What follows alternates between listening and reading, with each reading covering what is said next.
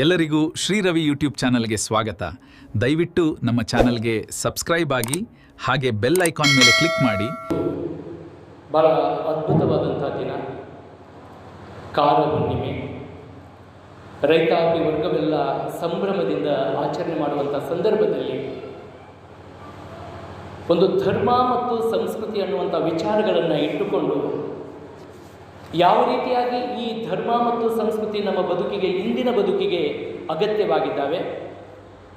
ಇವತ್ತು ಧರ್ಮಗಳ ಮಧ್ಯೆ ಸಾಕಷ್ಟು ವೈಷಮ್ಯಗಳು, ದ್ವೇಷ ದಳ್ಳುರಿಗಳು, ನನ್ನ ಧರ್ಮ ಹೆಚ್ಚು ನಿಮ್ಮ ಧರ್ಮ ಹೆಚ್ಚು ಅನ್ನುವಂಥ ಹುಚ್ಚು ಕಲ್ಪನೆಯಲ್ಲಿ ನಾವೆಲ್ಲರೂ ಕೂಡ ಇಂತಹ ಒಂದು ತಂತ್ರಜ್ಞಾನ ಯುಗದಲ್ಲಿಯೂ ಕೂಡ ಇನ್ನು ಧರ್ಮಗಳ ಮಧ್ಯೆ ದ್ವೇಷ ದಳ್ಳುರಿಗಳು ನಡೆಯುವಂಥ ಸಂದರ್ಭದಲ್ಲಿ ನಮ್ಮ ಸಂಸ್ಕೃತಿ ಸಂಸ್ಕಾರವನ್ನು ಮರೆತು ಇವತ್ತು ವಿವೇಚನೆ ಇಲ್ಲದೆ ಬಹಳಷ್ಟು ನಾಗಾಲೋಟದಲ್ಲಿ ಓಡ್ತಾ ಇರುವಂಥ ಮನುಷ್ಯನನ್ನು ಇವತ್ತು ಏನಾದರೂ ಒಂದು ಬಂಧನದಿಂದ ಅಥವಾ ಆತನ ವಿವೇಕವನ್ನು ಹೊರಗೆ ಹಚ್ಚಿ ಆತನನ್ನು ಒಂದು ಸನ್ಮಾರ್ಗದಲ್ಲಿ ತರುವಂಥ ಯಾವುದಾದ್ರೂ ಒಂದು ಶಕ್ತಿ ಇದ್ದರೆ ಅದು ಧರ್ಮ, ಅದರ ಜೊತೆಯಲ್ಲಿರುವಂಥ ಸಂಸ್ಕೃತಿ ಅಂತ ಭಾಳ ಹೆಮ್ಮೆ ಅಭಿಮಾನದಿಂದ ಹೇಳ್ಬೋದು.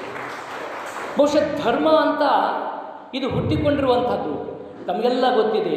ಮಂಗನಿಂದ ಮಾನವನಾದೀವಿ ನಾವೆಲ್ಲ. ಮನುಷ್ಯ ಪ್ರಾರಂಭದಲ್ಲಿ ಇತರ ಪ್ರಾಣಿಗಳಂತೆಯೇ ಬದುಕ್ತಾ ಇದ್ದ. ಯಾವಾಗ ನಾಗರಿಕತೆಯೇ ಬಂತೋ, ಆತನಿಗೆ ಬುದ್ಧಿ ಬಂತೋ, ಆ ಕ್ಷಣದಲ್ಲಿ ತನ್ನ ಜೀವನ ಕ್ರಮದಲ್ಲಿ ಬದಲಾವಣೆಯನ್ನು ಮಾಡ್ಕೊತಾ ಬಂದ. ಆತನು ಕೂಡ ಮೊದಲು ಹುಟ್ಟಿದಾಗ ಹೇಳ್ತಾರಲ್ಲ, ಬರುವಾಗ ಬೆತ್ತಲೆ ಹೋಗುವಾಗ ಬೆತ್ತಲೆ, ಬಂದು ಹೋಗುವ ನಡುವೆ ಬರೀ ಕತ್ತಲೆ ಅನ್ನುವಂಗ ಪ್ರಾರಂಭದಲ್ಲಿ ಹೇಗೆ ಪ್ರಾಣಿಗಳಿರ್ತವೆ ಅದೇ ರೀತಿಯಾಗಿ ನಮ್ಗೆ ಯಾವುದೇ ವಸ್ತ್ರ ಇಲ್ಲ, ಏನೂ ಇಲ್ಲ, ನಾವೆಲ್ಲರೂ ಕೂಡ ಬೇರೆ ಪ್ರಾಣಿಯಂತೆಯೇ ನಾವು ಕೂಡ ಬದುಕ್ತಾ ಇದ್ದೀವಿ. ಆ ನಂತರದಲ್ಲಿ ಯಾವುದು ಸಿಕ್ಕಿದ್ದನ್ನು ತಿಂತಾ ಇದ್ದೀವಿ ಪ್ರಾಣಿಗಳಂತೆ. ಏನೋ ಒಂದು ಸಂದರ್ಭದಲ್ಲಿ ಬೆಂಕಿ ಹತ್ತಿ ಅಲ್ಲಿ ಆ ಜೀವಿಗಳು ಬಲಿಯಾದದ್ದನ್ನು ನೋಡಿದ, ಅದನ್ನು ತಿಂದ, ನಾನು ಈ ರೀತಿ ಸುಟ್ಟುಕೊಂಡು ಅಥವಾ ಸುಟ್ಟಾಗ ತಿನ್ನುವಂಥದ್ದು ಇನ್ನೂ ರುಚಿಯಾಗಿರ್ತದೆ ಅನ್ನುವಂಥದ್ದನ್ನು ಒಂದೊಂದೇ ಹಂತವಾಗಿ ಕಲಿತಾ ಬಂದ. ಈ ರೀತಿ ಪ್ರಾಣಿಗಳಂತೆ ಅಲೆಮಾರಿಯಾಗಿ ಇರೋದನ್ನು ಬಿಟ್ಟು ನಾನು ಒಂದು ಕಡೆ ಇರಬೇಕು, ನೆಲೆಸಬೇಕು ಅಂತ ತಿಳ್ಕೊಂಡು ಒಂದು ಕಡೆ ಇರಲಿಕ್ಕೆ ಪ್ರಾರಂಭ ಮಾಡಿದ. ಹಾಗೆ ನನ್ನ ಜೀವನ ಇತರ ಪ್ರಾಣಿಗಳಿಂದ ಭಿನ್ನವಾಗಬೇಕಂತ ತಿಳ್ಕೊಂಡು ತಾನೇನು ಮಾಡಿದ, ಒಂದು ಕೃಷಿಯನ್ನು, ಬಿತ್ತನೆಯನ್ನು ಮಾಡಿ ಉಣ್ಣಬೇಕು ಅನ್ನುವಂಥ ಕಲ್ಪನೆಯಲ್ಲಿ ಕೃಷಿ ಅನ್ನುವಂಥದ್ದು ಎಲ್ಲ ಸಂಸ್ಕೃತಿ, ಎಲ್ಲ ಧರ್ಮದ ಪ್ರಾರಂಭ ಎಲ್ಲಿಂದ ಪ್ರಾರಂಭ ಆಯಿತು ಅಂದರೆ ಕೃಷಿಯಿಂದಲೇ ಪ್ರಾರಂಭ ಆಯಿತು ಅಂತ ನಾವು ಭಾಳ ಅಭಿಮಾನದಿಂದ ಹೇಳ್ಬೋದು. ಬಹುಶಃ ಧರ್ಮ ಅಂತ ಬಂದಾಗ, ಧರ್ಮ ಅಂದರೆ ಬೇರೆ ಏನೂ ಅಲ್ಲ, ಇದು ಮಾನವ ಹೇಗೆ ಬದುಕಬೇಕು ಅನ್ನುವಂಥ ಒಂದಷ್ಟು ನಿಯಮಗಳನ್ನು ರೂಪಿಸಿಕೊಂಡಿರುವಂಥದ್ದು. ಇವತ್ತು ನಮ್ಮ ದೇಶ ಬಹು ಸಂಖ್ಯಾತದ ಧರ್ಮಗಳಿಂದ ಇಲ್ಲಿ ಸರ್ವಧರ್ಮ ಸಮನ್ವಯತೆಯಿಂದ ನಾವೆಲ್ಲರೂ ಕೂಡ ಬಾಳ್ತಾ ಇದ್ದೀವಿ. ಬಹುಶಃ ನಮ್ಮ ಹಿಂದೂ ಧರ್ಮ ಅನ್ನುವಂಥದ್ದು ಈ ಜಗತ್ತಿನಲ್ಲೇ ಬಹಳ ವಿಶಿಷ್ಟ. ಯಾಕಂದರೆ ನಮ್ಮ ಧರ್ಮ ಹೇಳುತ್ತೆ ವಸುದೈವ ಕುಟುಂಬಕಂ ಅಂತ. ಇಡೀ ಜಗತ್ತೇ ಒಂದು ಕುಟುಂಬ. ನಾವೆಲ್ಲರೂ ಕೂಡ ಸಮಾನತೆಯಿಂದ ಸಹಬಾಳ್ವೆಯಿಂದ ಒಟ್ಟೊಟ್ಟಿಗೆ ಕುಟುಂಬವನ್ನು ನಾವೆಲ್ಲರೂ ನಿರ್ವಹಿಸಬೇಕು. ಇಲ್ಲಿರುವಂಥವ್ರು ಎಲ್ಲರೂ ಕೂಡ ನಾವು ಮಾನವರು ಅನ್ನುವಂಥ ಪರಿಕಲ್ಪನೆಯನ್ನು ಕೊಟ್ಟಿರುವಂಥದ್ದು ನಮ್ಮ ಧರ್ಮ ಹಿಂದೂ ಧರ್ಮವಾದರೆ, ಮುಸ್ಲಿಂ ಧರ್ಮನೂ ಕೂಡ ಅದರದ್ದು ತನ್ನದೇ ಆದಂಥ ನೀತಿ ನಿಯಮಗಳಿದ್ದಾವೆ. ಅವರು ರಂಜಾನ್ ಅನ್ನುವಂಥ ಹಬ್ಬದಲ್ಲಿ ಉಪವಾಸವನ್ನು ಮಾಡಿ ಬಡತನ ನಿರ್ಮೂಲನೆ ಆಗಬೇಕು ಅನ್ನುವಂಥ ಚಿಂತನೆ ಮಾಡಿ ಪ್ರತಿಯೊಬ್ಬರೂ ಕೂಡ ಇಲ್ಲಿ ಸಮಾಜದಲ್ಲಿ ಒಂದು ಒಳ್ಳೆಯ ರೀತಿಯಿಂದ ಬದುಕಬೇಕಂತ ತಿಳ್ಕೊಂಡು ಹೇಳ್ತಾ, ಇವತ್ತು ಒಬ್ಬ ಬಡವನ ಬೆವರು ಅದು ಆರೋದ್ರೊಳಗೆ ಆತನ ಕಾಯಕಕ್ಕೆ ತಕ್ಕದಾದಂಥ ಬೆಲೆಯನ್ನು ಕೊಡಬೇಕಂತ ಹೇಳುವಂಥ ಧರ್ಮ ಮುಸ್ಲಿಂ ಧರ್ಮ. ಆದರೆ ಹಾಗೆಯೇ ದುರ್ಬಲರ ಕಲ್ಯಾಣಕ್ಕಾಗಿಯೂ ಕೂಡ ನಮ್ಮ ಕ್ರೈಸ್ತ ಧರ್ಮ ಅನ್ನುವಂಥದ್ದು ದುರ್ಬಲರ ಕಲ್ಯಾಣ ಆಗಬೇಕಂತ ತಿಳ್ಕೊಂಡು ವಿಚಾರ ಮಾಡಿತು. ಹಾಗೆ ಬೌದ್ಧ ಧರ್ಮನೂ ಕೂಡ ತನ್ನದೇ ಆದಂಥ ತತ್ವಗಳನ್ನು ಹೇಳಿ ಆಸೆಯೇ ದುಃಖಕ್ಕೆ ಮೂಲ ಅನ್ನುವಂಥದ್ದನ್ನು ಪ್ರತಿಯೊಂದನ್ನು ತಿಳ್ಕೊಂಡು ನಮ್ಮ ದುಃಖಕ್ಕೆ ಕಾರಣ ಏನಪ್ಪ ಅಂದರೆ ಆಸೆ ರಹಿತವಾಗಿ ನಿಸ್ವಾರ್ಥವಾಗಿ ನಾವು ಹೇಗೆ ಸೇವೆಯನ್ನು, ಈ ಜೀವನವನ್ನು ಮುಗಿಸ್ಬೇಕು, ಅಂತ್ಯವನ್ನು ಕಾಣಬೇಕು ಅನ್ನುವಂಥದ್ದನ್ನು ಕೂಡ ಆ ಧರ್ಮ ಹೇಳ್ತು. ಹಾಗೆಯೇ ಜೈನ ಧರ್ಮವೂ ಕೂಡ, ಜೈನ ಧರ್ಮದಲ್ಲಿಯೂ ಕೂಡ ಅಹಿಂಸಾ, ಸತ್ಯ, ಅಸ್ತೇಯ, ಬ್ರಹ್ಮಚರ್ಯ, ಅಸಂಗ್ರಹ ಅನ್ನುವಂಥ 5 ತತ್ವಗಳ ಅಡಿಯಲ್ಲಿ ನಮ್ಮ ಮಾನವನ ಬದುಕು ಹೇಗಿರಬೇಕನ್ನುವಂಥದ್ದು. ಒಟ್ಟಾರೆ ಒಟ್ಟು ಧರ್ಮದ ಆಶಯ ಏನು, ಧರ್ಮ ಅನ್ನುವಂಥದ್ದನ್ನು ನಾವು ವಿಚಾರ ಮಾಡಿದಾಗ ಧರ್ಮ ಅಂದರೆ ಬೇರೆ ಏನೂ ಅಲ್ಲ, ನಾವು ಹೇಗೆ ಬದುಕಬೇಕು, ಯಾವ ರೀತಿಯಾಗಿ ನಮ್ಮ ಬದುಕನ್ನು ಒಂದು ಪರಿಪೂರ್ಣವಾಗಿ ಯಾರಿಗೆ ನೋವುಂಟು ಮಾಡದೆ, ಯಾರಿಗೂ ಒಂದಷ್ಟು ಮನಸ್ಸಿಗೆ ಘಾಸಿ ಆಗದಂತೆ ಸಂತೋಷದಿಂದ ಸಂಭ್ರಮದಿಂದ ಹೇಗೆ ಬದುಕಬೇಕು, ನಮ್ಮ ಸ್ವಭಾವಗಳು ಹೇಗಿರಬೇಕು, ನಮ್ಮ ಕರ್ತವ್ಯ ಏನು, ನಮ್ಮ ನಡವಳಿಕೆ ಏನು ಅನ್ನುವಂಥದ್ದನ್ನು ತೋರಿಸಿಕೊಡೋದು ಧರ್ಮ. ಧರ್ಮ ಇಲ್ಲಿ ಧರ್ಮದಲ್ಲಿ ನಾವು ಬೇರೆ ಬೇರೆ ನೋಡ್ತೀವಿ. ರಾಜನಿಗೆ ಆದಂಥ ಒಂದು ಧರ್ಮ ಇರುತ್ತೆ. ರಾಜ ತನ್ನ ಧರ್ಮ ಪರಿಪಾಲನೆ ಮಾಡ್ತಾ ಹೇಗೆ ತನ್ನ ಪ್ರಜೆಗಳನ್ನು ಆತ ಸುಭಿಕ್ಷದಿಂದ ಕಾಪಾಡಬೇಕು ತನ್ನ ರಾಜ್ಯವನ್ನು ಅನ್ನುವಂಥದ್ದು ಒಂದು ರಾಜಧರ್ಮ. ಆದರೆ ಗೃಹಸ್ಥ ಧರ್ಮದಲ್ಲಿಯೂ ಕೂಡ ಒಬ್ಬ ಗೃಹಸ್ಥನಾದ ಮೇಲೆ ತನ್ನ ಇಡೀ ಕುಟುಂಬದಲ್ಲಿರುವಂಥ ಎಲ್ಲ ಸದಸ್ಯರನ್ನು ಯಾವ ರೀತಿಯಾಗಿ ಅವರನ್ನು ಸಾಕಬೇಕು, ಸಲಹಬೇಕು, ಅವರ ಅಭಿಪ್ರಾಯಗಳನ್ನು ಮನ್ನಣೆ ಕೊಡಬೇಕು ಅನ್ನುವಂಥದ್ದು ನಮ್ಮ ಕುಟುಂಬ ಧರ್ಮ ಹೇಳುತ್ತೆ. ಒಂದು ಕುಟುಂಬದಲ್ಲಿ ಯಾವ ರೀತಿಯಾಗಿ ಇರಬೇಕು ಅನ್ನುವಂಥದ್ದು. ಹಾಗೆಯೇ ಸನ್ಯಾಸ ಧರ್ಮ ಅನ್ನುವಂಥದ್ದು ಕೂಡ ಸನ್ಯಾಸಿಗಳಾದಂಥವರು ಯಾವ ರೀತಿಯಾಗಿ ಜೀವನ ಕ್ರಮವನ್ನು ರೂಪಿಸಬೇಕು. ಹೀಗೆ ಒಬ್ಬ ವಿದ್ಯಾರ್ಥಿಯಿಂದ ಹಿಡ್ಕೊಂಡು, ಗುರುವಿನಿಂದ ಹಿಡ್ಕೊಂಡು ಒಬ್ಬ ಸಾಮಾನ್ಯ ಪ್ರಜೆನೂ ಕೂಡ ಯಾವ ರೀತಿಯಾಗಿ ಇರಬೇಕು ಅನ್ನುವಂಥದ್ದು ತೋರಿಸಿಕೊಡೋದು, ಹೇಳಿಕೊಡೋದೇ ಇದೇ ಧರ್ಮ. ಅದನ್ನೇ ನಾವು ಕಾನೂನಾತ್ಮಕವಾಗಿ ಸಂವಿಧಾನ ಅಂತಲೂ ಕೂಡ ಕರಿತೀವಿ. ಅಂದರೆ ನಮ್ಮ ನೀತಿ ನಿಯಮಗಳನ್ನು ರೂಪಿಸಿಕೊಂಡು ಮಾನವ ನೀನು ಹೀಗೆ ಬದುಕಬೇಕು, ಇತರ ಪ್ರಾಣಿಗಳಂತೆ ಬದುಕಬಾರ್ದು. ಬಹುಶಃ ನೋಡ್ರಿ, ನಾವೇನಾದರೂ ಕುಚ್ಚೇಷ್ಟೆ ಮಾಡಕತ್ರ ನಮಗೆ ಹೋಲಿಸ್ತಾರ. ಏನಂತ ಹೋಲಿಸ್ತಾರ? ಹಂಗ್ಯಾಕೆ ಮಾಡ್ತೀವಿ ಮಂಗ್ಯ ನಂಗೆ ಅಂತೇಳಿ. ನಾವು ಭಾಳಷ್ಟು ಕುಚ್ಚೇಷ್ಟೆ ಮಾಡಕತ್ತೀವಿ ಅಂದ್ರೆ ಹಂಗ್ಯಾಕೆ ಮಾಡ್ತೀವಿ ಮಂಗ್ಯ ನಂಗೆ. ಎಲ್ಲರೂ ಅತ್ತಾಗಿತ್ತಾಗ ಅಡ್ಡಾಡಕತ್ತಿದ್ವಪ್ಪ ಅಂದ್ರೆ ಹಿಂಗೆ ಅಂಡು ಸುಟ್ಟು ಬೆಕ್ಕಿನಂಗೆ ಅಡ್ಡಾಡಕತ್ತೀಯಲ್ಲ ಅಂತೇಳಿ.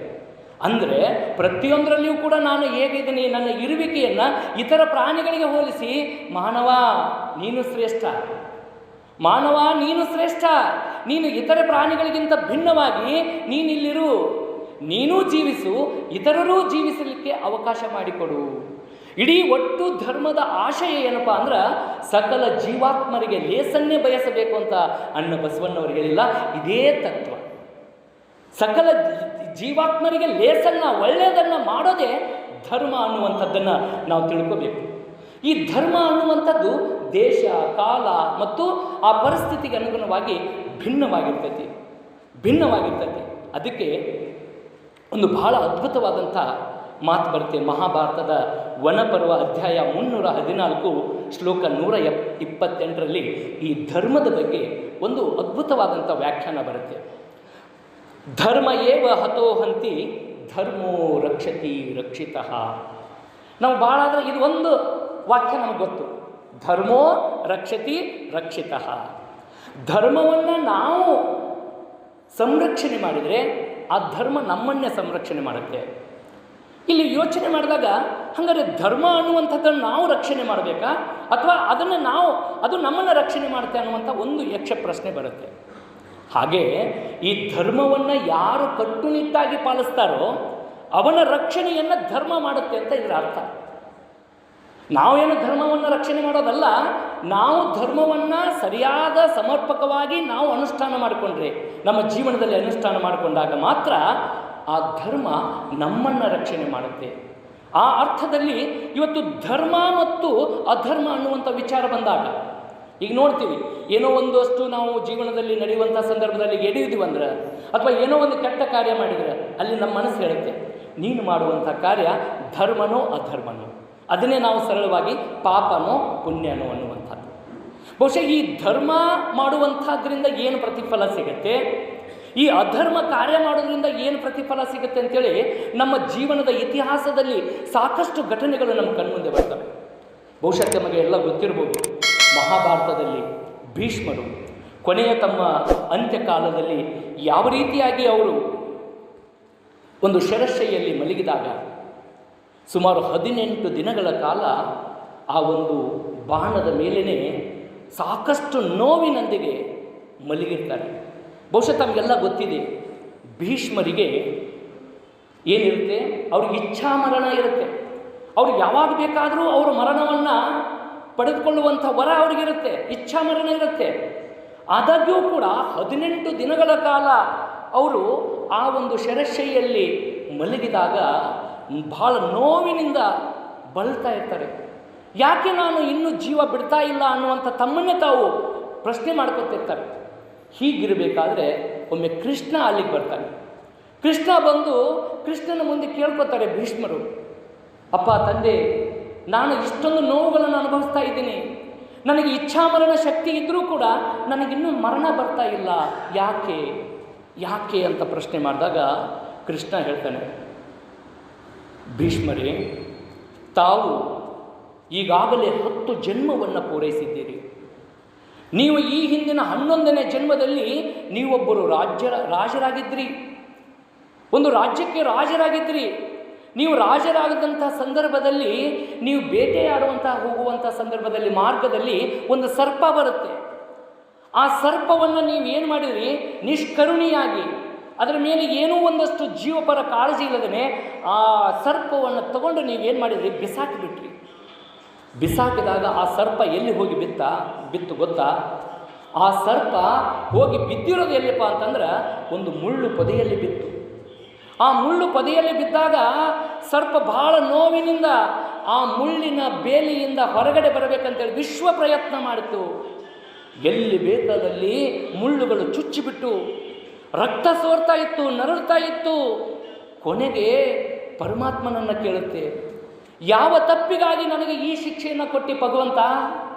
ನನ್ನ ಪಾಡಿಗೆ ನಾನು ಹಾದಿಯಲ್ಲಿ ಹೋಗ್ತಾ ಇದ್ದೆ, ಯಾವನೋ ಒಬ್ಬ ರಾಜ ನನ್ನನ್ನು ಈ ರೀತಿ ಎತ್ತಿ ಬಿಸಾಕಿಬಿಟ್ಟ, ನಾನು ನೋವಿನಿಂದ ನರಳಾತಾ ಇದ್ದೀನಿ, ನನ್ನ ಕಾಪಾಡು ಅಂದಾಗ ಆಗಲೇ 18 ದಿನ ಪೂರ್ಣ ಆಗಿತ್ತು. 18 ದಿನ ಪೂರ್ಣ ಆದಾಗ ಆ ಸರ್ಪ ಹೇಳುತ್ತೆ, ನನ್ನನ್ನು ಈ ಸ್ಥಿತಿಗೆ ತಂದಂಥ ವ್ಯಕ್ತಿನೂ ಕೂಡ ನನ್ನಂತೆ ಇದೇ ಸ್ಥಿತಿಯಲ್ಲಿ ಆತನು ಕೂಡ 18 ದಿನಗಳ ಕಾಲ ನರಳಿ ಸಾಯಬೇಕಂತ ತಿಳ್ಕೊಂಡು ಭಗವಂತನಿಂದ ತನ್ನ ಇಚ್ಛೆಯನ್ನು ಕೇಳ್ಕೊಳ್ಳುತ್ತೆ. ಈ ಘಟನೆಯನ್ನು ಕೇಳಿದಾಗ ಕೃಷ್ಣ ಹೇಳ್ತಾನೆ ಭೀಷ್ಮರಿಗೆ, ಅಲ್ಲ ಭಗವಂತ, ನಾನು 11ನೇ ಜನ್ಮದಲ್ಲಿ ನಾನು ಅಂಥದ್ದೇನೋ ಪಾಪ ಮಾಡಿಬಿಟ್ಟಿನಿ, ನನಗೆ ಗೊತ್ತಿಲ್ಲದೇನೆ ಅಧರ್ಮ ಕಾರ್ಯ ಮಾಡಿಬಿಟ್ಟಿನಿ. ಅಲ್ಲಪ್ಪ, ನನಗ್ಯಾಕೆ ಇಷ್ಟು 10 ಜನ್ಮ ಆದ ನಂತರದಲ್ಲಿ ಈ ಶಿಕ್ಷೆ ಕೊಡಾಕತ್ತಿ? ಆಗಲೇ ಕೊಡ್ಬೋದಿತ್ತಲ್ಲ, ನೆಕ್ಸ್ಟ್ ಜನ್ಮದಾಗ ನನಗೆ ಅಂಥದ್ದೊಂದು ಶಿಕ್ಷೆ ಕೊಟ್ಟಿದ್ರೆ ನಾನು ಅದನ್ನು ಸ್ವೀಕಾರ ಮಾಡ್ತಿದ್ನಲ್ಲ. ಆಗ ಕೃಷ್ಣ ಹೇಳ್ತಾನೆ, ಭೀಷ್ಮರೇ, ನೀವೇನು ಆ ಜನ್ಮವನ್ನು ಕಳೆದು ನಂತರ 10 ಜನ್ಮ ಏನು ಎತ್ತಿರಲ್ಲ, ಆ 10 ಜನ್ಮದಲ್ಲಿ ನೀವು ಒಂದೇ ಒಂದು ಜೀವನ ಧರ್ಮವನ್ನು ಬಿಟ್ಟು ಅಧರ್ಮ ಕಾರ್ಯವನ್ನು ಮಾಡಲಿಲ್ಲ. ನಿಮ್ಮಿಂದ ಪ್ರತಿ ಕ್ಷಣನೂ ಕೂಡ ಒಳ್ಳೆಯ ಕಾರ್ಯನ ಆಯಿತು. ಹಾಗಾಗಿ ನಿಮಗೆ ಆ ಪಾಪದ ಫಲ ಅಲ್ಲಿವರೆಗೂ ತಟ್ಟಲೇ ಇಲ್ಲ. ಆಗ ಮತ್ತೆ ಭೀಷ್ಮರು ಪ್ರಶ್ನೆ ಮಾಡ್ತಾರೆ, ಹಾಗಾದರೆ ಈ ಜನ್ಮದಲ್ಲಿ ನಾನೇನು ಪಾಪ ಮಾಡಿದ್ದೀನಿ? ಇಲ್ಲಿಯೂ ಕೂಡ ಧರ್ಮ ಕಾರ್ಯಗಳನ್ನು ಮಾಡ್ತಾ ಇದ್ದೀನಲ್ಲ, ಈಗ ಯಾಕೆ ನನಗೆ ಶಿಕ್ಷೆ ಬಂತು ಅಂತ ಕೇಳಿದಾಗ ಕೃಷ್ಣ ಹೇಳ್ತಾನೆ, ಈ ಜನ್ಮದಲ್ಲಿ ನೀನು ಮಾಡಿರುವಂಥ ಮಹಾಪಾಪ ಏನಂದರೆ, ಪಾಂಡವರು ಧರ್ಮ ಮಾರ್ಗದಲ್ಲಿ ನಡೀತಾ ಇದ್ದರು. ನ್ಯಾಯವಾಗಿ ನನಗೆ ಬೇಕಾದಂಥ ಆ ಒಂದು ರಾಜ್ಯ ಸಂಪತ್ತು ಅವ್ರಿಗೆ ಕೊಟ್ಟು ಅವ್ರ ಪಾಡಿಗೆ ಅವ್ರಿಗೆ ಜೀವನ ಮಾಡೋಕ್ಕೆ ಬಿಟ್ಟಿದ್ರೆ ಆಗ್ತಿರ್ಲಿಲ್ಲ. ಆದರೆ ಅಧರ್ಮಿಗಳಾದಂಥ ಕೌರವರೊಡನೆ ನೀನೇನು ಮಾಡಿದೆಯಾ, ಅವರಿಗೆ ಬೆಂಬಲವನ್ನು ಕೊಟ್ಟೆ. ಅವರು ಮಾಡುವಂಥ ಪ್ರತಿ ಅಧರ್ಮ ಕಾರ್ಯಗಳನ್ನು ಕಣ್ಣು ಮುಂದೆ ನಡೀತಾ ಇದ್ದರೂ ಕೂಡ ಮೂಕ ಪ್ರೇಕ್ಷಕನಾಗಿದ್ದೆ. ಹೋಗಲಿ, ಅಧರ್ಮ ಕಾರ್ಯ ಮಾಡಿ ಏನೋ ಬಿಡು. ಅಲ್ಲ, ದ್ರೌಪದಿಯ ವಸ್ತ್ರಾಭರಣ ಮಾಡುವಂಥ ಸಂದರ್ಭದಲ್ಲಿ ಒಬ್ಬ ಸ್ತ್ರೀಗೆ ಅಲ್ಲಿ ವ್ಯಕ್ತಿತ್ವ ಹರಣ ಆಗ್ತಾ ಇದೆ, ಸ್ತ್ರೀಯಗೆ ಶೋಷಣೆ ಆಗ್ತಾ ಇದೆ. ಆ ದುಷ್ಟ ದುರುಳನಾದಂಥ ದುಶ್ಯಾಸನ ಅವಳ ಮರ್ಯಾದೆಯನ್ನು ತೆಗೆಯುವಂಥ, ಸೀರೆಯನ್ನು ಸೆಳೆಯುವಂಥ ಸಂದರ್ಭದಲ್ಲಿ ನೀನು ಹಿರಿಯಾಗಿದ್ದೆಲ್ಲ, ಯಾಕೆ ಒಂದು ಮಾತಾದರೂ ನೀನು ಹೇಳಿದೆಯಾ? ಹೇಳ್ಬೋದಿತ್ತಲ್ಲ, ಇದು ತಪ್ಪಪ್ಪ, ಇಂಥದನ್ನು ಮಾಡಬೇಡ್ರಿ ಅಂತ ತಿಳ್ಕೊಂಡು ನೀನು ಖಂಡಿಸಬೇಕಾಗಿತ್ತಲ್ಲ, ಖಂಡಿಸಲಿಲ್ಲ. ಹಾಗಾಗಿ ಆ ಒಂದು ಪಾಪದ ಪ್ರತಿಫಲ ಇವತ್ತು ನಿನ್ನನ್ನು ಬಿಡದೆ ಕಾಡ್ತಾ ಇದೆ. ನೋಡಿ ಎಷ್ಟು ಅದ್ಭುತ. ನಮ್ಮ ಈ ಒಂದು ಚರಿತ್ರೆಯಲ್ಲಿ ಬರುವಂಥ ಪ್ರತಿಯೊಂದು ಘಟನೆಗಳು ಕೂಡ ಎಷ್ಟೊಂದು ನಮ್ಮ ಬದುಕಿಗೆ ಹತ್ತಿರವಾಗಿದ್ದಾವೆ ಅಂದರೆ ನಾವು ಅನ್ಕೋತೀವಿ. ಒಮ್ಮೊಮ್ಮೆ ನಮ್ಮ ಜೀವನದಲ್ಲಿಯೂ ಕೂಡ ಹೇಳ್ತೀವಿ, ಈ ಜೀವನ ಅನ್ನುವಂಥದ್ದು ನೀರ ಮೇಲಿನ ಗುಳ್ಳೆ, ಯಾವಾಗ ಹೊಡೆದು ಹೋಗುತ್ತೋ ಗೊತ್ತಿಲ್ಲ, ಈ ಕ್ಷಣ ಇದ್ದವರು ಇನ್ನೊಂದು ಕ್ಷಣಕ್ಕೆ ಇರ್ತೀವಿ ಅನ್ನೋದು ಗೊತ್ತಿಲ್ಲ. ಆದರೂ ಕೂಡ ನಾವು ಎಷ್ಟು ಪಾಪಗಳನ್ನು ಮಾಡ್ತೀವಿ, ಎಷ್ಟು ಅನೀತಿ ಕಾರ್ಯಗಳನ್ನು ಮಾಡ್ತೀವಿ, ಎಷ್ಟು ಇನ್ನೊಬ್ಬರ ಮನಸ್ಸನ್ನು ನೋಯಿಸ್ತೀವಿ. ಎಷ್ಟು ಪ್ರತಿಯೊಂದು ನಾನು ಮಾಡುವಂಥ ಕಾರ್ಯದಲ್ಲಿ ಸತ್ಯನೋ ಅಸತ್ಯನೋ, ನೀತಿನೋ ಅನೀತಿನೋ, ಧರ್ಮನೋ ಅಧರ್ಮನೋ, ಒಳ್ಳೆಯದೋ ಕೆಟ್ಟದ್ದು ಏನೂ ವಿಚಾರ ಮಾಡೋದಿಲ್ಲ. ಸ್ವಾರ್ಥವಾಗಿ ಎಲ್ಲದೂ ನನಗೇ ಬೇಕು ಬೇಕು ಅನ್ನುವಂಥ ಸ್ವಾರ್ಥದಿಂದ ಇವತ್ತು ನಾವು ಬದುಕ್ತಾ ಇದ್ದೀವಿ. ಇಂಥ ಬದುಕಿನಲ್ಲಿ ಕೊನೆಗೆ ಸತ್ಯ ಗೊತ್ತದ. ಬರುವಾಗ ನಾವು ಹೆಂಗೆ ಬಂದಿದ್ವಿ, ಹೋಗುವಾಗಲೂ ಹಂಗೆ ಹೋಗ್ತೀವಿ ಅನ್ನುವಂಥ ಸತ್ಯ ಗೊತ್ತದ. ಸತ್ಯ ಗೊತ್ತಿದ್ದೂ ಕೂಡ ನಾವು ಏನು ಮಾಡ್ತಾ ಇದ್ದೀವಿ, ಮತ್ತೆ ಮತ್ತೆ ಅದೇ ತಪ್ಪುಗಳನ್ನು ಮಾಡ್ತಾ ಇದ್ದೀವಿ.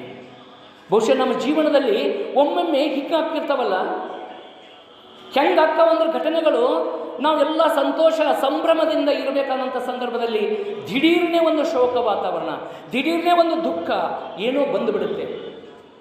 ಬಹುಶಃ ತಮಗೆಲ್ಲ ಗೊತ್ತಿರ್ಬೋದು, ಡಿ ವಿ ಜಿಯವರು ಒಂದು ಅದ್ಭುತ ಕಗ್ಗದ ಮೂಲಕ ಇದು ಇಡೀ ಜೀವನ ದರ್ಶನ, ನಮ್ಮ ಧರ್ಮ ಯಾವ ರೀತಿಯಾಗಿ ನಮ್ಮನ್ನು ಕಾಪಾಡುತ್ತಾ ಅಥವಾ ಆಗ ಬಂದಂಥ ಕರ್ಮವನ್ನು ನಾವು ಹೇಗೆ ನಾವು ಅದನ್ನು ಧೈರ್ಯದಿಂದ ಎದುರಿಸಬೇಕನ್ನುವಂಥದ್ದನ್ನು ಭಾಳ ಅದ್ಭುತವಾದಂಥ ಧರ್ಮದ ಸೂತ್ರದಲ್ಲಿ ಹೇಳಿಕೊಟ್ಟಿದ್ದಾರೆ. ತಮ್ಮೆಲ್ಲರಿಗೂ ಕೂಡ ಭಾಳ ಚಿರಪರಿಚಿತವಾದಂಥ ಕಗ್ಗ. ಬದುಕು ಜಟಕ ಬಂಡಿ ವಿಧಿ ಅದರ ಸಾಹೇಬ, ಕುದುರೆ ನೀ ಅವನು ಬೇಡದಂತೆ ಪಯಣಿಗರು, ಮದುವೆಗೂ ಮಸನಕ್ಕೂ ಹೋಗೆಂದ ಕಡೆಗೋಡು ಪದಕುಸಿಯೇ ನೆಲವಿಹುದು ಮಂಕುತಿಮ್ಮ, ನೆಲವಿಹುದು ಮಂಕುತಿಮ್ಮ ಅಂತ ಎಷ್ಟು ಅದ್ಭುತವಾಗಿ ಹೇಳಿದ್ದಾನೆ. ಈ ಜೀವನ ಅನ್ನುವಂಥದ್ದು ಒಂದು ಜಟಕ ಬಂಡಿ ಓಡ್ತಾ ಇರುತ್ತೆ. ಇಲ್ಲೊಬ್ಬ ಭಗವಂತ ಅದನ್ನು ಸೂತ್ರ ಹಿಡ್ಕೊಂಡು ನಮ್ಮನ್ನು ಮದುವೆಗೆ ಕರ್ಕೊಂಡು ಹೋಗ್ಬೇಕು, ಮಸನಕ್ಕೆ ಕರ್ಕೊಂಡು ಹೋಗ್ಬೇಕಂತೇಳಿ ನಿರ್ಧಾರ ಮಾಡೋದು ಅವನು, ನಾವು ಯಾರೂ ಅಲ್ಲ. ನಾವು ನೋಡ್ತಿರ್ತೀವಿ ಒಮ್ಮೊಮ್ಮೆ ಪತ್ರಿಕೆಯಲ್ಲಿ ಬಂದಂಥ ಒಂದೇ ಕುಟುಂಬದ ಇಷ್ಟು ಜನ ಅಮಾಯಕರು ತೀರುವುದರು.